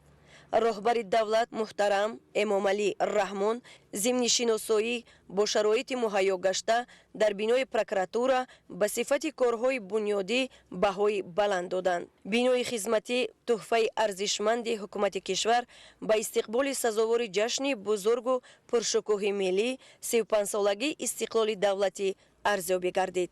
боиси ифтихор ва сарфарозии мо ҷавондухтарони мақомоти прокуратураи кишвар мебошад ки бо иштироки бевоситаи пешвои муаззами миллат бинои наву замонавӣ ба истифода дода шуд. бинои прокуратура дар шаҳри Истаравшан дар асоси дастуру супоришҳои пешвои муаззами миллат ҷиҳати таъмини мақомоти ҳифзи ҳуқуқ бо шароити хуби корӣ ва тарҳи нав ҷавобгӯ ба замони муосир бо инфрасохторҳои зарурӣ бунёд гашта бо техника ва технологияҳои замонавӣ муҷаҳҳаз гардонида барои кормандон шароити хуби корӣ фароҳам оварда шудааст. аз ин ҷост ки кормандони прокуратура имкон доранд ки аз китобхона техника ва технологияҳои нави муосир самаранок истифода намоянд. имрӯз ҷавондухтарон дар баробари мардон дар сафи мақомоти прокуратура фаъолона кор мекунанд ва мо ҷавонони даврони истиқлол با اساسگذار صلح و وحدت ملی پیشوای ملت پرزیدنت جمهوری تاجیکستان محترم امامعلی رحمان برای مهیا نمودن چنین شرایط مساعد معاصر کاری اظهار سپاس می‌نماییم. ضمن صحبت با مسئولین و کارمندان پروکراتور پیشوای ملت محترم امامعلی رحمان برای تقویت بخشیدن فعالیت نظارت رعایت قانونیت و ترتیبات حقوقی به کارمندان دستور و توصیه ها دادند. تاکید شد که کارمندان مقامات پروکراتور باید وظیفه های خدمتی خود را صادقانه و صافدلانه در نزد وطن و مردم اجرا نمایند. ما کارمندان پروکراتور شهر استرافشان مناداری صمیمانه خود و کل کارمندان مقامات پروکراتور را با اساسگذار صلح و وحدت ملی پیشوای معظم ملت محترم امامعلی رحمان جهت افتتاح بنای نوی زمانوی پروکراتور شهر بیان نموده کوشش به خرج می‌دهیم که جهت عملی نمودن قرار و قانون‌های کشور که به منفعت ملت و دولتند دستور و سپارش‌های پرزیدنت مملکت تمام تدبیرهای ضروری را اندیشیده با ولایت قانون ارج گذاشته وظیفه‌های خدمتی به ذمه گذاشته را با مسئولیت بلند پاک وجدانانه صادقانه عملی نماییم. باید قید نمود که در دوران صاحب استقلالی از جانب حکومت کشور برای کارمندان پروکراتور در شهر و ناحیه ها انشاءات خوشتر و زمانوی خدمتی و استقامتی به استفاده داده می شود.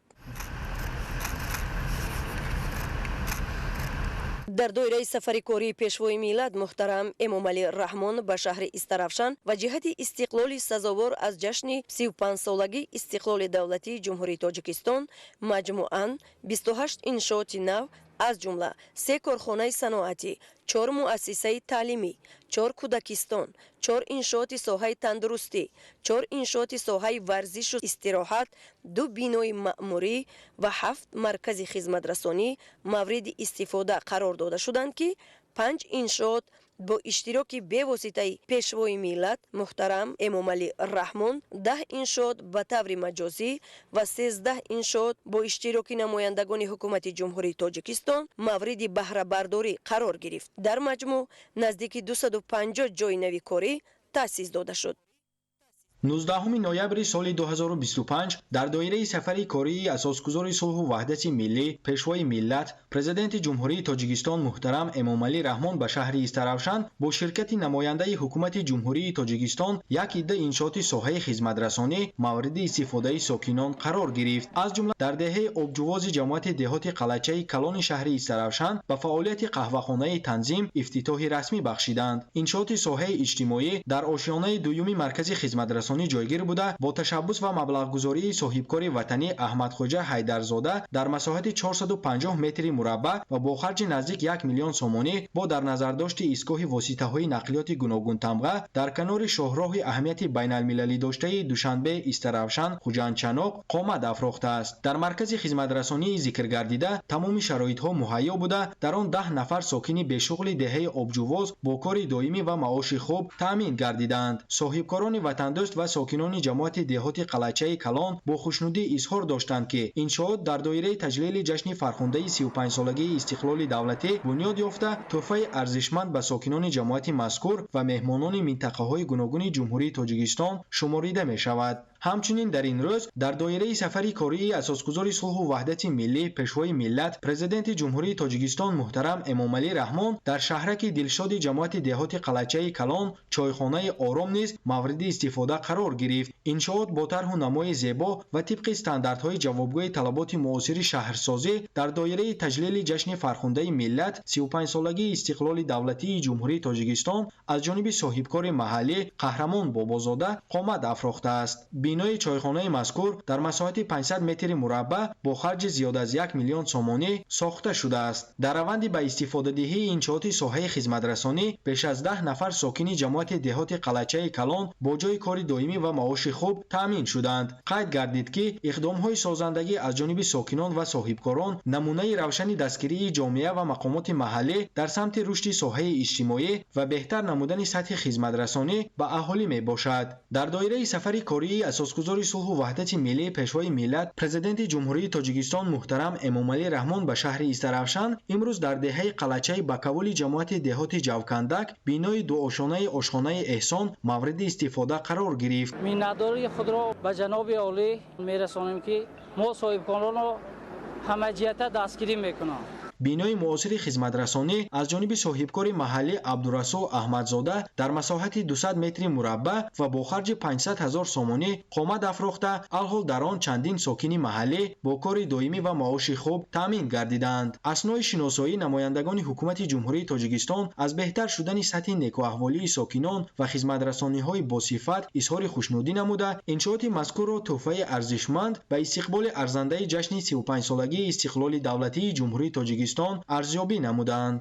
19 ноябри соли 2025 дар доираи сафари кории асосгузори сулҳу ваҳдати миллӣ пешвои миллат президенти ҷумҳурии Тоҷикистон муҳтарам Эмомалӣ Раҳмон ба шаҳри Истаравшан намояндагони ҳукумати ҷумҳурии Тоҷикистон дар хиёбони ба номи Исмоили Сомонӣ мағозаи либосҳои мавсимии Динорро мавриди истифода қарор доданд. Иншооти мазкур аз ҷониби соҳибкори ватандӯст Азим Рауфов дар масоҳати 200 метри мураббаъ ва бо маблағи 300 000 сомонӣ бунёд гардида, босару либоси барои аҳолӣ зарурӣ ки сифати хубу ҷавобгоҳи талаботи давру замон доранд таъмин карда шудааст. Мағозаи мазкур ҳамчун тӯҳфаи арзишманд ба сокинони шаҳри Истаравшан ба ифтихори ҷашни бузурги миллат 35-солагии истиқлоли давлатии ҷумҳурии Тоҷикистон арзёбӣ гардид.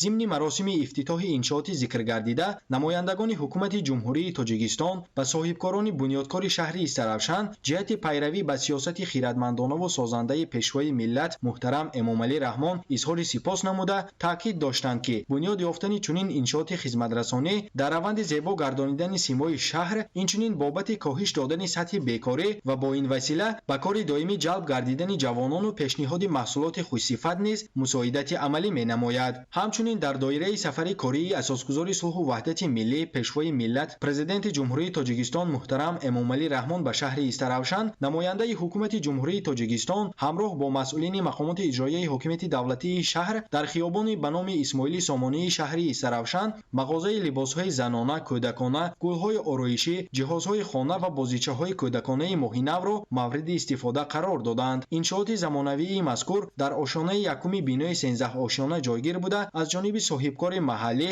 Фирдавс Абдураҳимзода дар масоҳати 2500 метри мураббаъ ва бо маблағи 1 миллион сомонӣ бунёд ёфтааст. Бо мавриди истифода қарор додани иншооти болозикр, 5 нафар сокини маҳаллӣ бо ҷои кори доимӣ ва маоши хуб таъмин гардиданд. Феълан сокинони шаҳру деҳоти Истаравшан имконият доранд то аз маҳсулоти пешниҳоднамудаи соҳибкорони ватанӣ васеъ истифода бурда, дар ин баробар талаботи рӯзафзуни хешро қонеъ созанд. Зимни муаррифии мағозаи моҳинав, соҳибкорони ватандӯсти шаҳри Истаравшан аз кӯмаку дастгириҳои пешвои миллат муҳтарам Эмомалӣ Раҳмон ва ҳукумати ҷумҳурии Тоҷикистон изҳори сипосмандӣ намуда, минбаъд низ дар корҳои созандагиву бунёдкорӣ ва сабзу хуррамгардонии як гӯшаи ватан саҳми арзанда мегузоранд.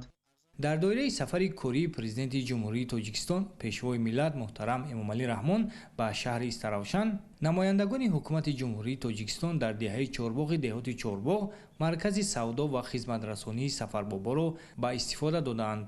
Иншооти хизматрасонӣ дар доираи сазовор аз ҷашни 35-солагии истиқлоли давлатӣ аз ҷониби соҳибкори маҳаллӣ Насбиддин Ҷуразода сохта шудааст. бо ба истифода додани иншооти хизматрасонӣ 9 нафар сокини маҳаллӣ ба кор таъмин гардид. маркази савдо ва хизматрасонии Сафарбобо дар масоҳати 2500 метри мураббаъ ҷойгир буда, таъсиси дорухона, қассобхона ва нонвойхона дар ин маркази хизматрасонӣ мушкилии 23 000 нафар аҳолии ҷамоати деҳоти Чорбоғро, ки барои дастрас намудани гӯшт ва дорворӣ ба марказ мерафтанд, бартараф намуд.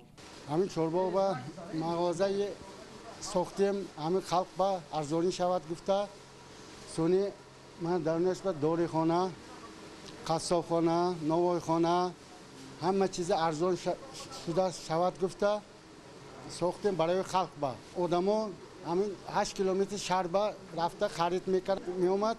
Мана ҳамин халқ ба наздик шуд.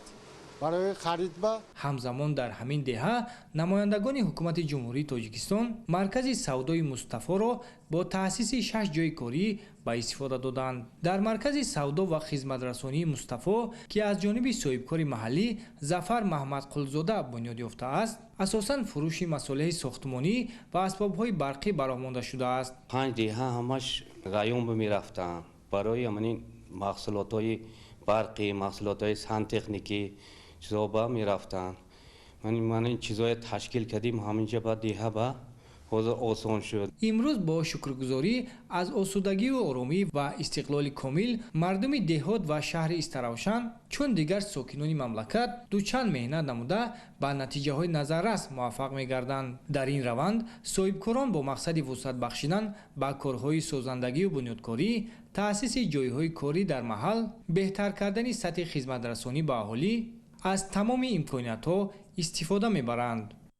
19 ноябри соли 2025 дар доираи сафари кории асосгузори сулҳу ваҳдати миллӣ пешвои миллат президенти ҷумҳурии тоҷикистон муҳтарам Эмомалӣ Раҳмон ба шаҳри Истаравшан намояндагони ҳукумати ҷумҳурии тоҷикистон дар деҳаи сепулаи ҷамоати деҳоти Пошкент хонаи саломатиро мавриди истифода қарор доданд. Аснои шиносоии иншооти соҳаи тандурустӣ ба намояндагони ҳукумати ҷумҳурии тоҷикистон иттилоъ доданд, ки хонаи саломатии деҳаи Сепула солҳои тӯлонӣ дар вазъи садамавӣ қарор дошт. аз ин лиҳоз сокинон ва соҳибкорони маҳаллӣ тасмим гирифтанд, ки бинои хонаи саломатиро ба таври муосир аз навсозӣ гардонанд. бо дастгирии мақомоти иҷроияи ҳокимияти давлатии шаҳри Истаравшан, муассисаи давлатии кӯмаки аввалини тиббӣ санитарӣ ва сокинону соҳибкорон корҳои сохтмонии хонаи саломатӣ соли 2023 оғоз ёфта, аз тарафи соҳибкорон ба маблағи 408 000 сомонӣ ва аз ҳисоби буҷети маҳаллӣ ба маблағи 213 000 сомонӣ пурра аз навсозӣ карда шуд. масоҳати умумии иншоот 187.5 метри мураббаъро ташкил дода,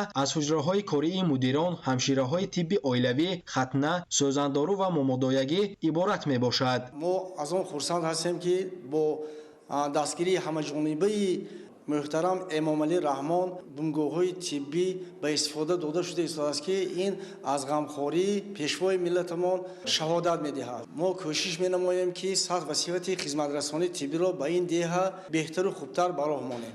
хонаи саломатии деҳаи сепулаи ҷамоати деҳоти Пошкент тибқи меъёрҳои муосир бунёд ёфта ба зиёда аз 3000 нафар аҳолӣ хизматрасонии босифатро роҳандозӣ намудааст. феълан дар муассисаи зикргардида беш аз 5 нафар табибон ва ҳамшираҳои тиб фаъолияти пурсамар бурда, корҳои санитарию профилактикӣ ва ташвиқотию тарғиботӣ расонида истодаанд. иншооти соҳаи тандурустӣ бахшида ба истиқболи арзандаи ҷашни бузурги миллӣ 35-солагии истиқлоли давлатии ҷумҳурии Тоҷикистон тӯҳфаи арзишманд ба сокинони деҳаи Сепула арзёбӣ карда шуд. хурсандиовар аст, ки дар доираи сафари кории роҳбари давлат муҳтарам Эмомалӣ Раҳмон дар деҳаи Пошкенти ҷамоати деҳоти Пошкент хонаи саломатӣ ба масоҳати 240 метри мураббаъ мавриди истифода қарор гирифт. зимни ифтитоҳи иншооти соҳаи тандурустӣ ба намояндагони ҳукумати ҷумҳурии Тоҷикистон иттилоъ дода шуд, ки бино бо маблағгузории ҳукумати ҷумҳурии Тоҷикистон дар ҳамбастагӣ бо шарикони рушд бунёд ёфта, бо мизу курсӣ ва таҷҳизоти тиббӣ ҷиҳозонида шудааст. ман аз номи худам аз номи тамоми кормандони тибби шаҳри Истаравшан барои дастгирии ҳамаҷонибаи ҳукумати ҷумҳурии Тоҷикистон миннатдории худро мерасонем. мо мутахассисони ҷавон ифтихор аз он менамоем, ки дар даврони соҳиби истиқлолии кишвари азизамон зиндагонӣ менамоем ва ифтихори бузург аст, ки дар кишвари худ ва деҳаи худ бо ҷои кор таъмин гаштем. хонаи саломатӣ дар доираи истиқболи арзандаи ҷашни 35-солагии истиқлоли давлатии ҷумҳурии Тоҷикистон аз навсозии комил гардида ба беш аз 4500 нафар сокини маҳаллӣ хизмат мерасонад. табибон ва ҳамшираҳои тиб ҷиҳати фароҳам овардани шароити мувофиқи кору фаъолият ва муҳайё сохтани имкониятҳои мавҷуда ба асосгузори сулҳу ваҳдати миллӣ пешвои миллат президенти ҷумҳурии Тоҷикистон муҳтарам Эмомалӣ Раҳмон изҳори миннатдорӣ намуда муваззаф гардиданд, ки минбаъд низ кӯмаки аввалини тиббиро густурда роҳандозӣ менамоянд. дар доираи сафари кории президенти ҷумҳурии Тоҷикистон пешвои миллат муҳтарам Эмомалӣ Раҳмон ба шаҳру ноҳияҳои вилояти Суғд дар шаҳри Истаравшан бо иштироки шахсони масъул толор ва 3 майдончаи варзишӣ мавриди истифода қарор дода шуд. аз ҷумла дар ҷамоати деҳоти Нофароҷ бо дастгирии соҳибкорони маҳаллӣ ва сокинон толор ва 2 майдончаи варзишӣ мавриди истифода қарор гирифт. майдончаи варзишӣ дар назди муассисаи таҳсилоти миёнаи умумии рақами 26 бо дастгирии сокинони маҳаллӣ бунёд карда шудааст. масоҳати майдончаи варзишӣ 800 метри мураббаъро ташкил намуда, он бо харҷи зиёда аз 459 000 сомонӣ бунёд гардидааст. ҳамзамон дар назди муассисаи таҳсилоти миёнаи умумии рақами 35 бо дастгирии мақомоти иҷроияи ҳокимияти давлатии шаҳр ва аҳолии деҳоти Нофароҷ майдончаи варзишӣ мавриди истифода қарор дода шуд. масоҳати майдончаи варзишӣ 900 метри мураббаъро ташкил намуда, барои ҷалби ҷавонон ба футболи хурд мусоидат мекунад. инчунин дар ин рӯз дар деҳаи Нофароҷи деҳоти Нофароҷ толори варзишӣ ифтитоҳ ёфт. толори варзишии мазкур дар масоҳати 973 метри мураббаъ сохта шудааст. сохтмони толори варзишии мазкур соли 2023 оғоз гардида, ифтитоҳи он тӯҳфаи арзанда ба хотири истиқболи сазовор аз ҷашни бузурги миллӣ 35-солагии истиқлоли давлатӣ ба ҳисоб меравад. дар баробари ҷалби ҷавонон ба варзиш ҳамчунин дар ин ҷо 4 нафар соҳиби кор шуданд. майдончаи варзишӣ ва фароғатӣ дар деҳаи боботағои деҳоти Гули Сурхи шаҳри Саравшан аз иншооти дигари варзишӣ ба ҳисоб меравад, ки дар ин рӯз мавриди истифода қарор дода шуд. Тоҷикистони мо рӯз ба рӯз обод шуда истодааст. ҳар ташрифи президенти кишвар ободӣ меоварад. имрӯз деҳаи боботағо ид дорад. аз ҷониби соҳибкорон дар деҳа майдончаи варзишӣ сохта ба истифода дода шуд. аҳли олии ҳакимиҳо ин иқдомро ҳамчун саҳмгузорӣ дар ободии кишвар медонанд. майдончаи варзишӣ ва фароғатӣ аз тарафи соҳибкорон ва сокинони маҳал бунёд карда шудааст. 19 ноябр президенти ҷумҳурии Тоҷикистон пешвои миллат муҳтарам Эмомалӣ Раҳмон дар идомаи сафари корӣ ба шаҳру ноҳияҳои вилояти Суғд дар ноҳияи Ҷаббор Расулов бинои нави шуъбаи маорифи ноҳия ва 6 иншооти истеҳсолию хизматрасониро ба истифода доданд. 19 ноябр президенти ҷумҳурии Тоҷикистон пешвои миллат муҳтарам Эмомалӣ Раҳмон дар идомаи сафари корӣ ба шаҳру ноҳияҳои вилояти Суғд дар ноҳияи Ҷаббор Расулов бинои нави шуъбаи маорифи ноҳияро ба истифода доданд. иншооти нав аз 3 ошиёна ва таххона иборат буда, дар доираи омодагӣ ба ҷашни 35-солагии истиқлоли давлатӣ бо дастгирии ҳукумати ҷумҳурии Тоҷикистон бунёд гардидааст. бинои шӯъбаи маориф бо дастгирии муҳтарам ҷаноби олӣ сохта ба истифода дода шуд, ки тамоми шароити корӣ барои кормандони соҳаи маориф муҳайё гардид. ҷавобан ба ин ғамхориҳо бо меҳнати софтилона тамоми кӯшишу ғайрати худро ба таълиму тарбияи хонандагон сафарбар намуда, сиёсати маорифпарваронаи муҳтарам Эмомалӣ Раҳмонро сармашқи кори худ менамоем. корҳои сохтмонӣ соли 2023 оғоз ёфта, дар муддати муайян бо тарҳи муосир ва риояи унсурҳои меъмории миллӣ анҷом дода шудааст.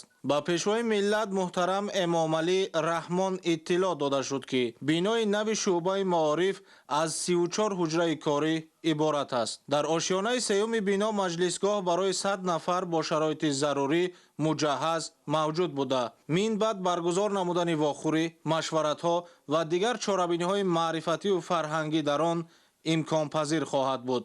миннатдорӣ хечро асосгузори соли ваҳдати миллии пешвои миллат муҳтарам ҷаноби олӣ мерасонам, ки барои мо чунин як бинои боҳашомат ва замонавӣ бунёд карданд. мо маорифчиёни ноҳияи Ҷаббор Расулов аз ин тӯҳфаи пешвои муаззами миллат муҳтарам Эмомалӣ Раҳмон хело хушнуд ҳастем. мо кӯшиш ба харҷ медиҳем, ки насли наврасро дар рӯҳияи ватандӯстиву хештаншиносӣ тарбия менамоем.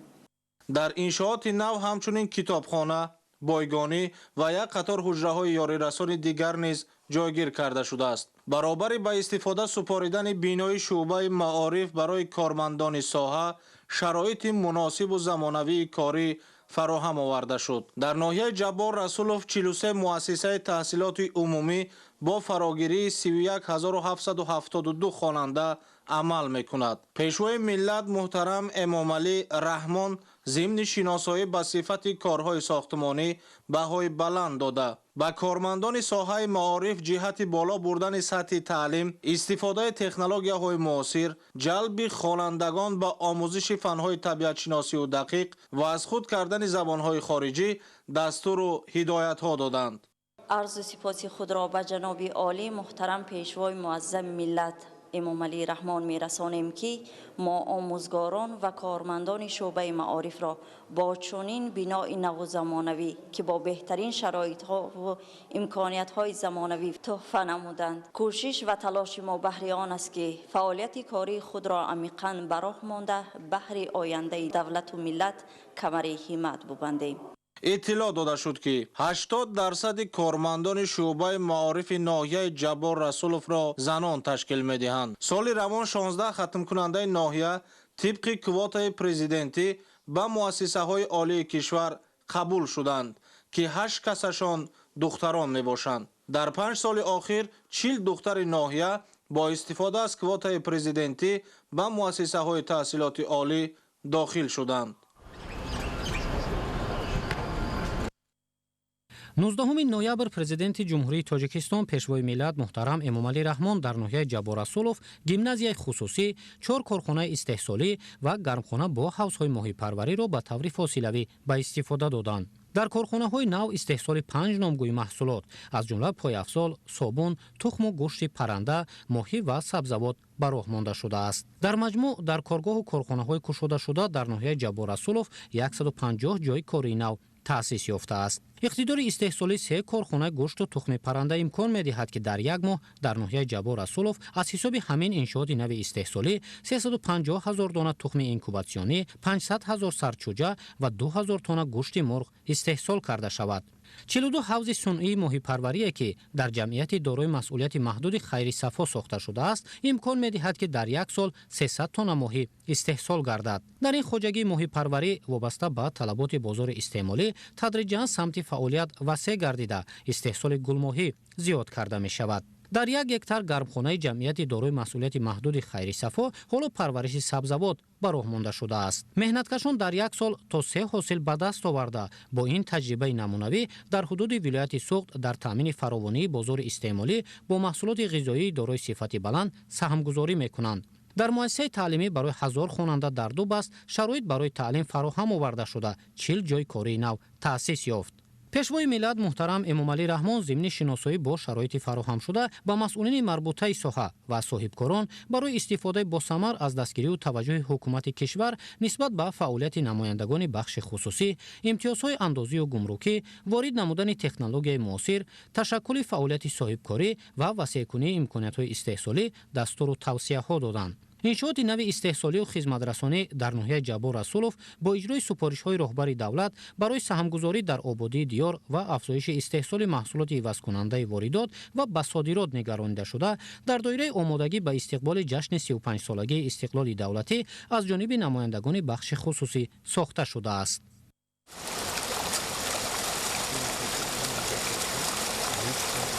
намунаи парваришу истеҳсоли гулмоҳӣ ва сабзавоту ғалладонагӣ дар шароити гармхонаю заминҳои кушод. ин таҷриба дар ҳамин гӯшаи ноҳияи ҷабор-расулов ба роҳ монда шудааст ки дар гузашта макони нообод буду дар истеҳсолот истифода намешуд. ҳамаи ин натиҷаи фаъолияти намунавии меҳнаткашони ҷамъияти дорои масъулияти маҳдуди хайри сафо аст. ин 42 ҳавзи моҳипарварӣ нав сохта шудааст ва барои истеҳсоли маҳсулоти парҳезии воридоти вазкунанда дорои имконияти васеъ мебошад. ҳоло дар ин ҳавзҳо 300 000 моҳича парвариш меёбад. хоҷагидорон аз ин макон давоми як сол зиёда аз 300 тонна гулмоҳӣ истеҳсол мекунанд ки ин таҷриба дар вилояти Суғд намунавӣ арзёбӣ мегардад.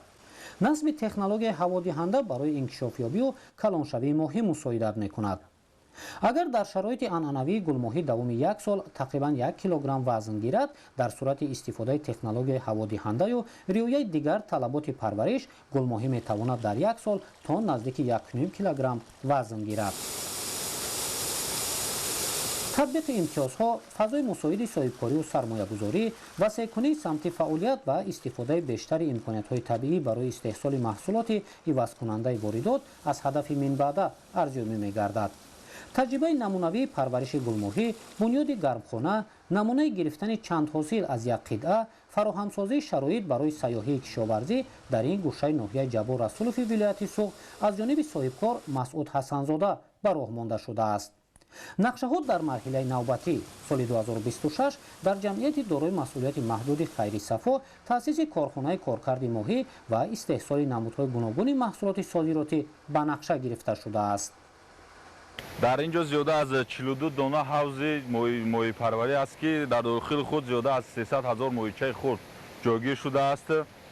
ба ғайр аз ин зиёда аз 4 ҳавзҳои сунъии табиӣ аст ки дар он зиёда аз 100 000 моҳии калон парвариш карда мешавад. пеш аз оне ки мо ин ҷо коргоҳро сар кардем, ин ҷо як вайронае буд, ҳеҷ чизе набуд. ҳозир имкониятҳо ки хеле фароҳам шуд барои мо ҳам ҳавзҳои моҳипарварӣ кардем, ҳам гармхонаи калон бунёд кардем ва коргоҳи истеҳсолӣ бунёд кунем ва дар оянда маҳсулотҳое ки аз моҳӣ тайёр мешавад ба хориҷи кишвар содирот намоем. ин толори инкубатсионии ҷамъияти дорои масъулияти маҳдуди Хайри Сафо мебошад. тухми гулмоҳӣ аз Аврупо дастрас ва тавассути ҳамин технология моҳича бароварда мешавад. дар як сол зиёда аз 700 000 моҳича аз толори инкубатсионӣ ба ҳавзҳои моҳипарварӣ гузаронида мешавад. давоми як сол гулмоҳӣ аз 1 то 1.5 килограмм вазн мегирад. дар ноҳияи Ҷабор Расулов ғайр аз ҳавзҳои сунъӣ парвариши моҳӣ дар 4 ҳавзи табиӣ ба роҳ монда шудааст. натиҷаи дастгирии ҳукумати кишвар ва татбиқи имтиёзҳои андозию гумрукӣ нисбат ба фаъолияти намояндагони бахши хусусӣ имкон фароҳам овард ки ин самти соҳаи кишоварзӣ ба марҳилаи рушд ворид гардад ва тадриҷан нақши истеҳсоли моҳии маҳаллӣ дар қонеъ гардонидани талаботи бозори истеъмолӣ бештар шавад. ҳоло дар ин 4 ҳавзи табиӣ тақрибан 30 тонна моҳӣ парвариш меёбад. дастгирии ҳукумати кишвар ва амалишавии нақшаҳои созандаи соҳибкорон барои васеъшавии самти фаъолият, таъсиси ҷойҳои навикорӣ ва афзоиши нишондодҳои истеҳсолӣ мусоидат мекунад. дар ҳудуди ноҳия зиёда аз 52 адад гармхонаҳо мавҷуд буда, майдони умумии онҳо 17.8 гектарро ташкил медиҳад. соли ҷорӣ майдони гармхонаҳои ноҳия боз ба 1 гектар зиёд шуд. мардуми ноҳия кӯшиш мекунанд ки оқилона истифода барад.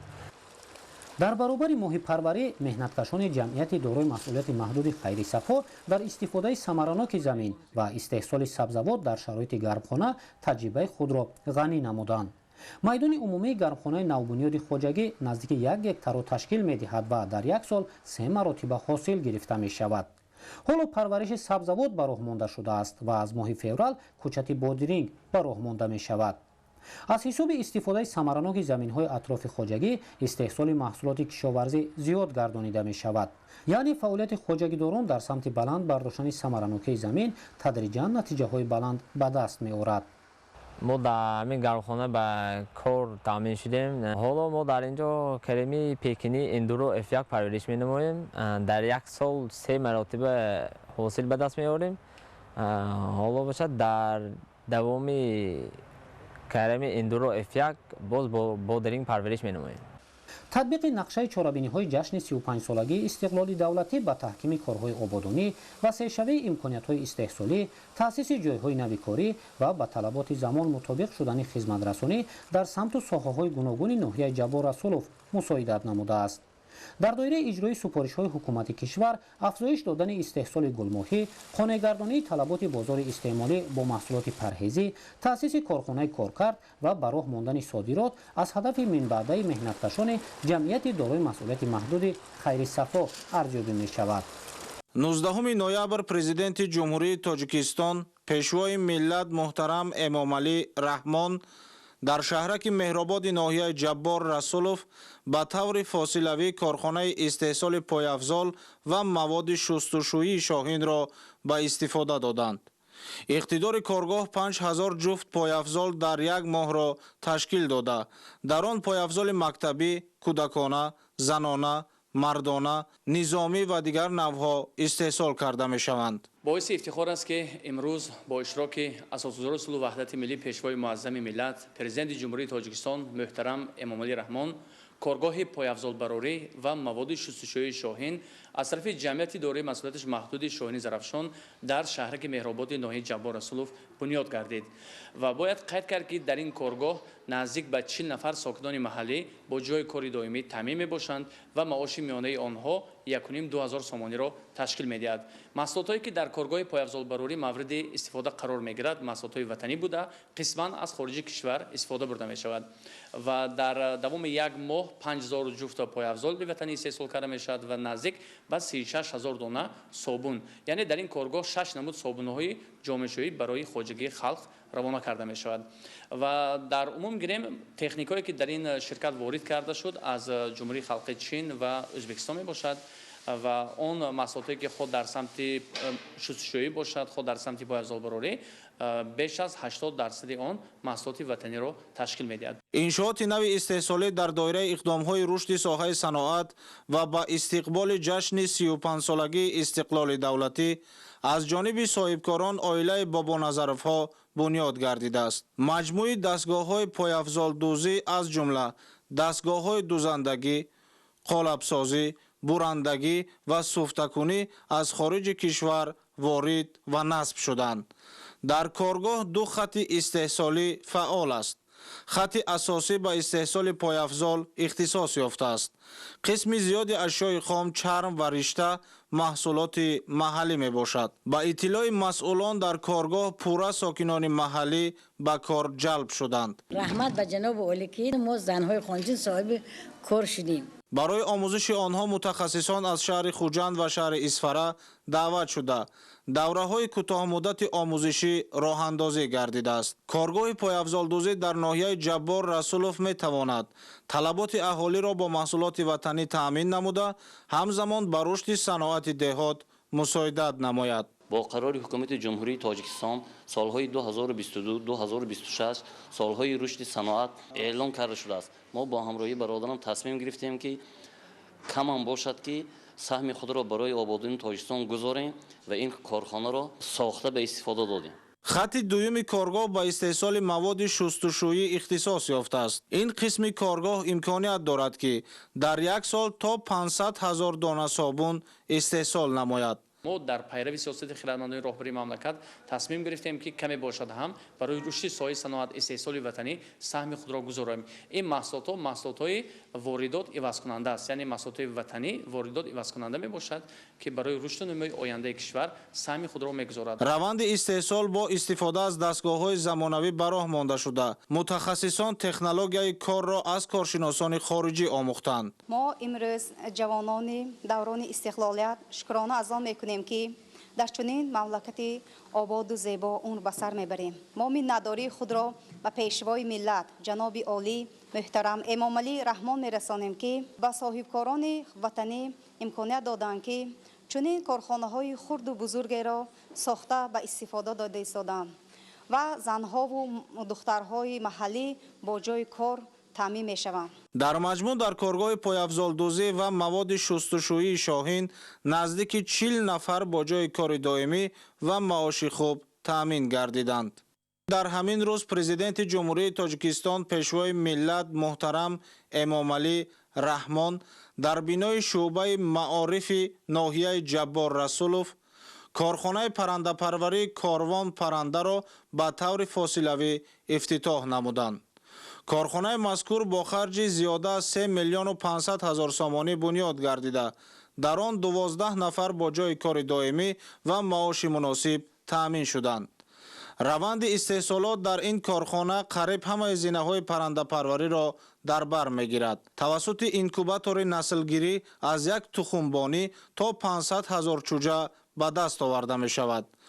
минбаъд парвариши чӯҷаҳо идома ёфта онҳо асосан барои истеҳсоли гӯшт равона карда мешаванд. ҷамъияти дорои масъулияти маҳдуди Корвон парранда дар ноҳияи Ҷаббор Расулов яке аз корхонаҳои бузурги вилояти Суғ ба ҳисоб рафта дар таъмини бозори истеъмолӣ бо гӯшти парҳезӣ саҳми назаррас дорад. нақши корхона дар татбиқи барномаи рушди соҳаи паррандапарварӣ дар ҷумҳурии Тоҷикистон низ барҷаста аст. бо мақсади васеъ намудани фаъолият ва афзоиши истеҳсолот роҳбарияти ҷамъият аз имтиёзҳои пешниҳодкардаи ҳукумати ҷумҳурии Тоҷикистон самаранок истифода мебарад. паррандапарварӣ дар солҳои охир яке аз самтҳои босуръат рушдёбандаи соҳаи кишоварзӣ маҳсуб ёфта, ҳамчун як бахши сермаҳсул дар таъмини амнияти озуқавории кишвар, ки ҳадафи стратегии ҳукумат мебошад, нақши муҳим дорад. бинои муассисаи таълимии хусусии пайравон дар доираи корҳои созандагӣ ба ифтихори 35-солагии истиқлоли давлатӣ ва дастуру ҳидоятҳои пешвои миллат муҳтарам Эмомалӣ Раҳмон аз ҷониби соҳибкори маҳаллӣ Шерзод Ҷурабоев бо харҷи 1.5 миллион сомонӣ ба истифода дода шуд. муассисаи нави таълимӣ, ки дар шаҳраки Меҳрободи ноҳияи Ҷаббор Расулов қомат афрохтааст, дорои инфрасохтори зарурӣ аз ҷумла 24 синфхонаи барҳаво, маркази инкишофи кӯдакон, ҳуҷраи тиббӣ, ҳуҷраи омӯзгорон, ошхона дорои 130 ҷойи нишаст, маҷлисгоҳ, толори варзишӣ ва дигар иншооти ёрирасон буда, дар он 1100 хонанда дар дубаст ба таҳсил фаро гирифта мешаванд. дар даврони соҳибистиқлолӣ бо таваҷҷӯҳ ба ғамхориҳои сарвари давлат муҳтарам Эмомалӣ Раҳмон ба соҳаи маориф, имрӯз соҳибкорони саховатпеша бо истифода аз фазои сулҳу субот дар корҳои созандагӣ ва бо ин васила дар таълиму тарбияи насли навра саҳмгузор мебошанд. бо мавриди баҳрабардории қарор гирифтани муассисаи нави таълимӣ 20 нафар омӯзгорони соҳибтаҷриба бо ҷойи кор ва маоши хуб таъмин гардиданд. дар се деҳаи ҷамоати деҳоти ҳаёти нави ноҳияи Ҷаббор Расулов се иншооти нав, синфхонаҳои иловагии муассисаи таҳсилоти миёнаи умумии рақами 32 ва 2 толори нави варзишӣ барои машғулияти наврасон ва ҷавонон ба истифода дода шуданд. дар маросими ифтитоҳи иншооти нав намояндагони ҳукумати ҷумҳурии Тоҷикистон, мақомоти иҷроияи ҳокимияти давлатии ноҳияи Ҷаббор Расулов, сокинон, хонандагони омӯзгорон ва варзишгарон иштирок намуданд. бинои таълимии муассисаи таҳсилоти миёнаи умумии рақами 32 дар заминаи бинои собиқи муассиса сохта шуда, аз 8 синфхонаи таълимӣ ва ҳуҷраҳои корӣ иборат мебошад. ин иқдоми муҳим бо дастгирии соҳибкорон ва сокинон амалӣ гардидааст. зарурати бунёди бинои нав бо мақсади фароҳам овардани шароити муосири таълиму тарбияи хонандагон ба вуҷуд омаданд. таъкид гардид, ки ҳукумати ҷумҳурии Тоҷикистон таҳти роҳбарии президенти кишвар муҳтарам Эмомалӣ Раҳмон ба фароҳам овардани шароити беҳтари омӯзиш ва тарбияи насли наврас таваҷҷӯҳи хоса зоҳир менамояд. дар бинои нав барои то 200 нафар хонанда шароити мусоиди таълиму тарбия дар дубаст муҳайё шудааст. 19 ноябр президенти ҷумҳурии Тоҷикистон пешвои миллат муҳтарам Эмомалӣ Раҳмон дар доираи сафари корӣ ба вилояти Суғ бинои маъмурии Кумитаи иҷроияи Ҳизби Халқи Демократии Тоҷикистонро дар ноҳияи Ҷаббор Расулов мавриди истифода қарор доданд. 19 ноябр президенти ҷумҳурии Тоҷикистон пешвои миллат муҳтарам Эмомалӣ Раҳмон дар доираи сафари корӣ ба вилояти Суғд бинои маъмурии Кумитаи иҷроияи Ҳизби Халқии Демократии Тоҷикистонро дар ноҳияи Ҷаббор Расулов мавриди истифода қарор доданд.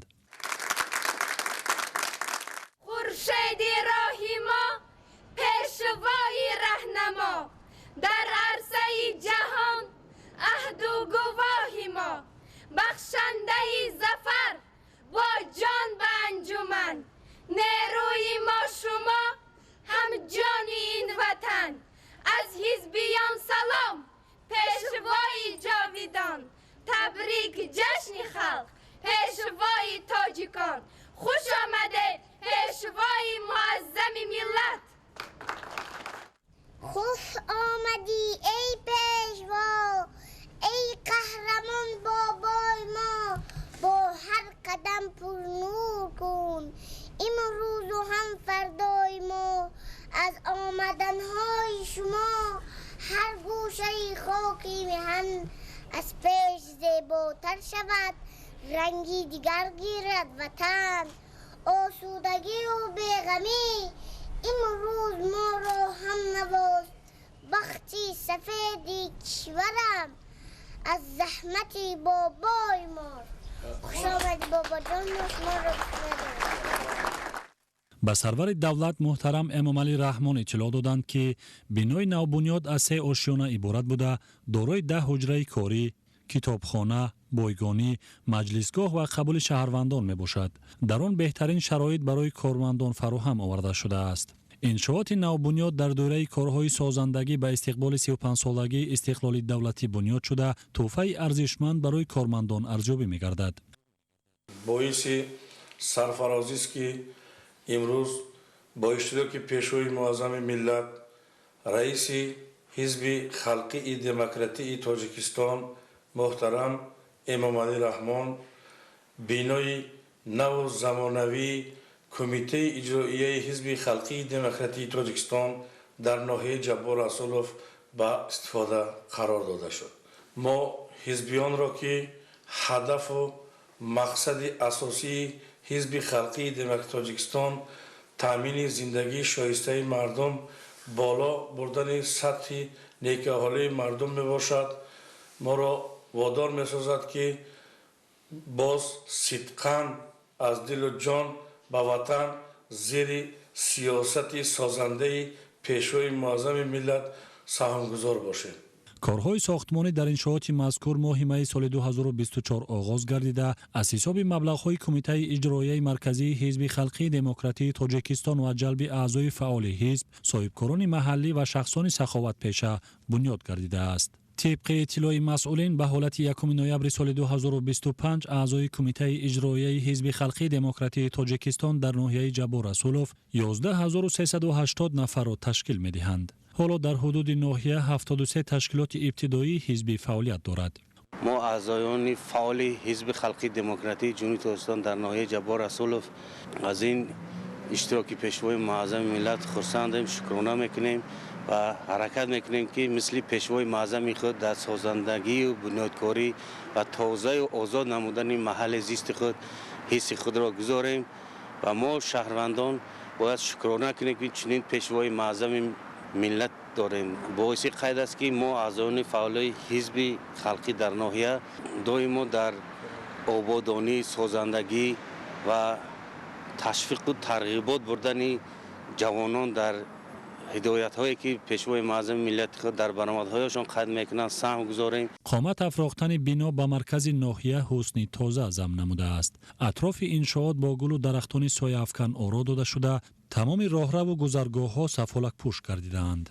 همزمان در عرفه 31 سالگی تأسیس یابی حزب خلقی دموکراتی تاجیکستان به ساختارهای محلی حزب خلقی دموکراتی تاجیکستان در 18 شهر و ناحیه‌های کشور ماشین‌های خدمتی تقدیم کرده شد.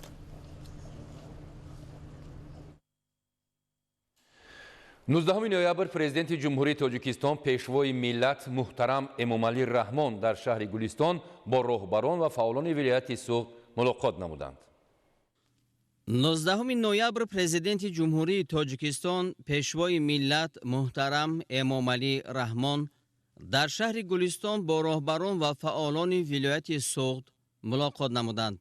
سرور دولت محترم امامعلی رحمان نخست دستاوردهای ساکنان ولایت، سفر کاری در یک قطار شهر و ناحیه ها و رفت کارهای آبادانی و سازندگی در شهر و ناحیه ها به افتخار تجلیل سزاوار جشن 35 سالگی استقلال دولتی را نتیجه گیری نمودند. تأکید گردید که در دایره نقشه کارهای آبادانی و بنیادکاری به افتخار جشن 35 سالگی استقلال دولتی تا امروز در حدود ولایت 12066 انشاءات و بناهای اجتماعی و استحصالی بنیاد و از نوسازی گردیده است که این 115% نقشه را تشکیل می‌دهد. پرزیدنت کشور محترم امامعلی رحمان با استفاده از فرصت مناسب به مردم و صاحبکاران باننگ و ناموس ولایت برای زحمت وطن دوستانه اظهار سپاس نمودند. رهبر دولت محترم امامعلی رحمان آید به دستگیری حکومت جمهوری تاجیکستان اندیشه‌رانی نموده ابراز داشتند که تا امروز در شهر و ناحیه‌های ولایت در دایره 92 لایحه سرمایه‌گذاری دولتی مبلغ بیش از 11 میلیارد سومانی عملی شده است. حالا برای باز هم بلندبرداشتن سطح نیکواحوالی ساکنان ولایت و آباد و پیشرفته گردانیدن آن تطبیق 19 لایحه دیگر ادامه دارد که در دایره آنها 2.6 میلیارد سومانی از خود گردیده است.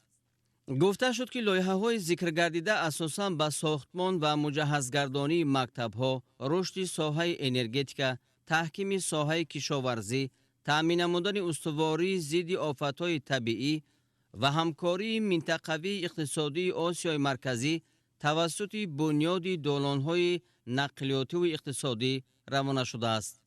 ضمن تحلیل نتیجه‌های رشد اجتماعی و اقتصادی ولایت سوغد در 10 ماه سال روان تاکید گردید که ҳарчанд дар вилоят дар ин давра нақшаи ҷамъоварии андозҳо бо дар назардошти андози иҷтимоӣ 106% иҷро гардидааст. аммо бақияи қарзи андоз тамоюли афзоиш дорад ки андешидани тадбирҳои таъхирнопазирро тақозо менамояд. сарвари давлат дар робита ба вазъи соҳаи саноат дар вилоят ба масъулин супориш доданд ки барои ҷалби бештари сармоя, рушди истеҳсолоти ивазкунандаи воридот ва ба содирот нигарондашуда тадбирҳои иловагӣ андешанд. аз натиҷаи машварати кории роҳбари давлат ки 25 апрели соли равон вобаста ба масъалаҳои ҳарчи зудтар бартараф кардани мушкилоту масъалаҳои ҳалталаби соҳаи энергетика баргузор гардида буд, ёдовар шуда муҳтарам Эмомалӣ Раҳмон ба масъулин супориш доданд ки барои пешгирии ҳолатҳои истифодаи ғайримақсадноку ғайриқонунии нерӯи барқ ва дигар қонунвайронкуниҳо дар ин самт тадбирҳои қатъӣ андешанд. баҳри иҷрои пурра ва самараноки барномаҳои давлатии бахши кишоварзӣ, роҳбарони соҳа ва мақомоти иҷроияи ҳокимияти давлатӣ аз сарвари давлат супориш гирифтанд ки барои сари вақт ва беталаф ҷамъоварӣ кардани ҳосили зироятҳои тиромоҳӣ, бахусус пахта, инчунин пешгирӣ намудани талафот дар соҳаи паррандапарварию занбури асалпарварӣ чораҷӯӣ намоянд. дастури супоришҳо ҳамчунин доирбаомодасозии заминҳои кишт, мунтазам таъмин намудани бозори дохилӣ бо маҳсулоти хушсифат ва баландбардоштани иқтидори содиротии кишвар дода шуд. зимни таҳлили вазъи соҳаи маориф, президенти кишвар муҳтарам Эмомалӣ Раҳмон иброз доштанд ки дар баробари бунёди даҳҳо иншооти соҳаи маориф дар ҳудуди вилояти Суғд биноҳои 54 муассисаи дигар дар ҳолати садамавӣ қарор дошта, 32 бинои муассисаи таълимӣ бо таъмири асосӣ ниёз дорад. инчунин дар 4 муассисаи таълимии хонандагон дар 3 баст таҳсил мекунанд.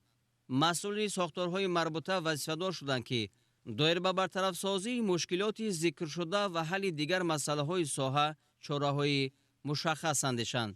дар вилояти Суғд 22 муассисаи таҳсилоти ибтидоии касбӣ бо фарогирии беш аз 10 000 хонанда ва 22 муассисаи таҳсилоти миёнаи касбӣ фаъолият дорад ки дар онҳо 23 000 донишҷӯ ба таҳсил фаро гирифта шуданд.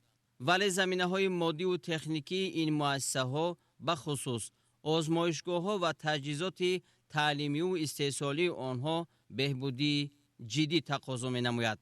раисони вилояти Суғд ва шаҳру ноҳияҳои он супориш гирифтанд ки барои таъмиру таҷдиди муассисаҳои мазкур тадбирҳои амалӣ андешида, барои касбомӯзии шаҳрвандон шароити мусоиди таълимию истеҳсолӣ муҳайё созанд. президенти кишвар муҳтарам Эмомалӣ Раҳмон аснои баррасии вазъи соҳаи тандурустӣ ва дорусозӣ дастур доданд ки бо истифода аз неъматҳои бебаҳои табиат ба хусус ҳазорҳо намуди растаниҳои шифобахш, аз ҷумла растаниҳои доруворӣ, барои ташкили корхонаҳои дорусозӣ бо истифодаи технологияву стандартҳои муосир чораҳои мушаххас андешанд. роҳбари давлат муҳтарам Эмомалӣ Раҳмон зимни мулоқот бо роҳбарону фаъолони вилояти Суғд ҳамчунин вазъи риояи қонунияту тартибот ва интизоми хизматиро муҳокима намуда таъкид доштанд ки дар вилоят чандон қонеъкунанда нест. ҳолатҳои зиёди талафоти беасоси қувваи барқ, напардохтан ё азони худкунии маблағи истифодаи он ва зиёдгардидани қарздории истифодаи қувваи барқ аз масъалаҳои ташвишовар дар ин соҳа номида шуд. дар фароварди сухан роҳбари давлат муҳтарам Эмомалӣ Раҳмон бори дигар таваҷҷӯҳи роҳбарону фаъолони вилоятро ба масъалаи истиқболи арзандаи ҷашни бузурги миллӣ 35-солагии истиқлоли давлатӣ ҷалб намуданд. таъкид гардид ки ҳар яки мо вазифадорем то ба хотири таҳкими минбаъдаи мавқеи кишварамон дар арсаи байналмилалӣ беш аз пеш талош намоем ва заҳмат кашем. баъди суханронии сарвари давлат муҳтарам Эмомалӣ Раҳмон, раиси вилояти Суғд Раҷаб Аҳмадзода ва роҳбарони шаҳру ноҳияҳои Суғд оид ба иҷрои дастуру супоришҳои ҳукумати ҷумҳурии Тоҷикистон ва рушду пешрафти соҳаҳои гуногун ҳисобот доданд. 20 ноябр президенти ҷумҳурии тоҷикистон пешвои миллат муҳтарам эмомалӣ раҳмон дар шаҳри гулистони вилояти суғ бо пахши тугмаи рамзӣ 3 гидроагрегати нерӯгоҳи қайроқумро баъди навсозӣ мавриди истифода қарор доданд. дар доираи лоиҳа 6 гидроагрегат ва дигар таҷҳизоту дастгоҳҳои нерӯгоҳ пурра навсозӣ ва иқтидори сесолии он зиёд карда шуд. нерӯгоҳ аз 6 гидроагрегат иборат буда охирини он соли 1956 бо тавоноии лоиҳаи 21 мегаватт ба кор дароварда шуда буд. дар тӯли 69 соли фаъолият гидроагрегат ва дигар таҷҳизоти асосии нерӯгоҳ кӯҳна шуда иқтидори истеҳсолии он то 12 мегаватт коҳиш ёфта буд.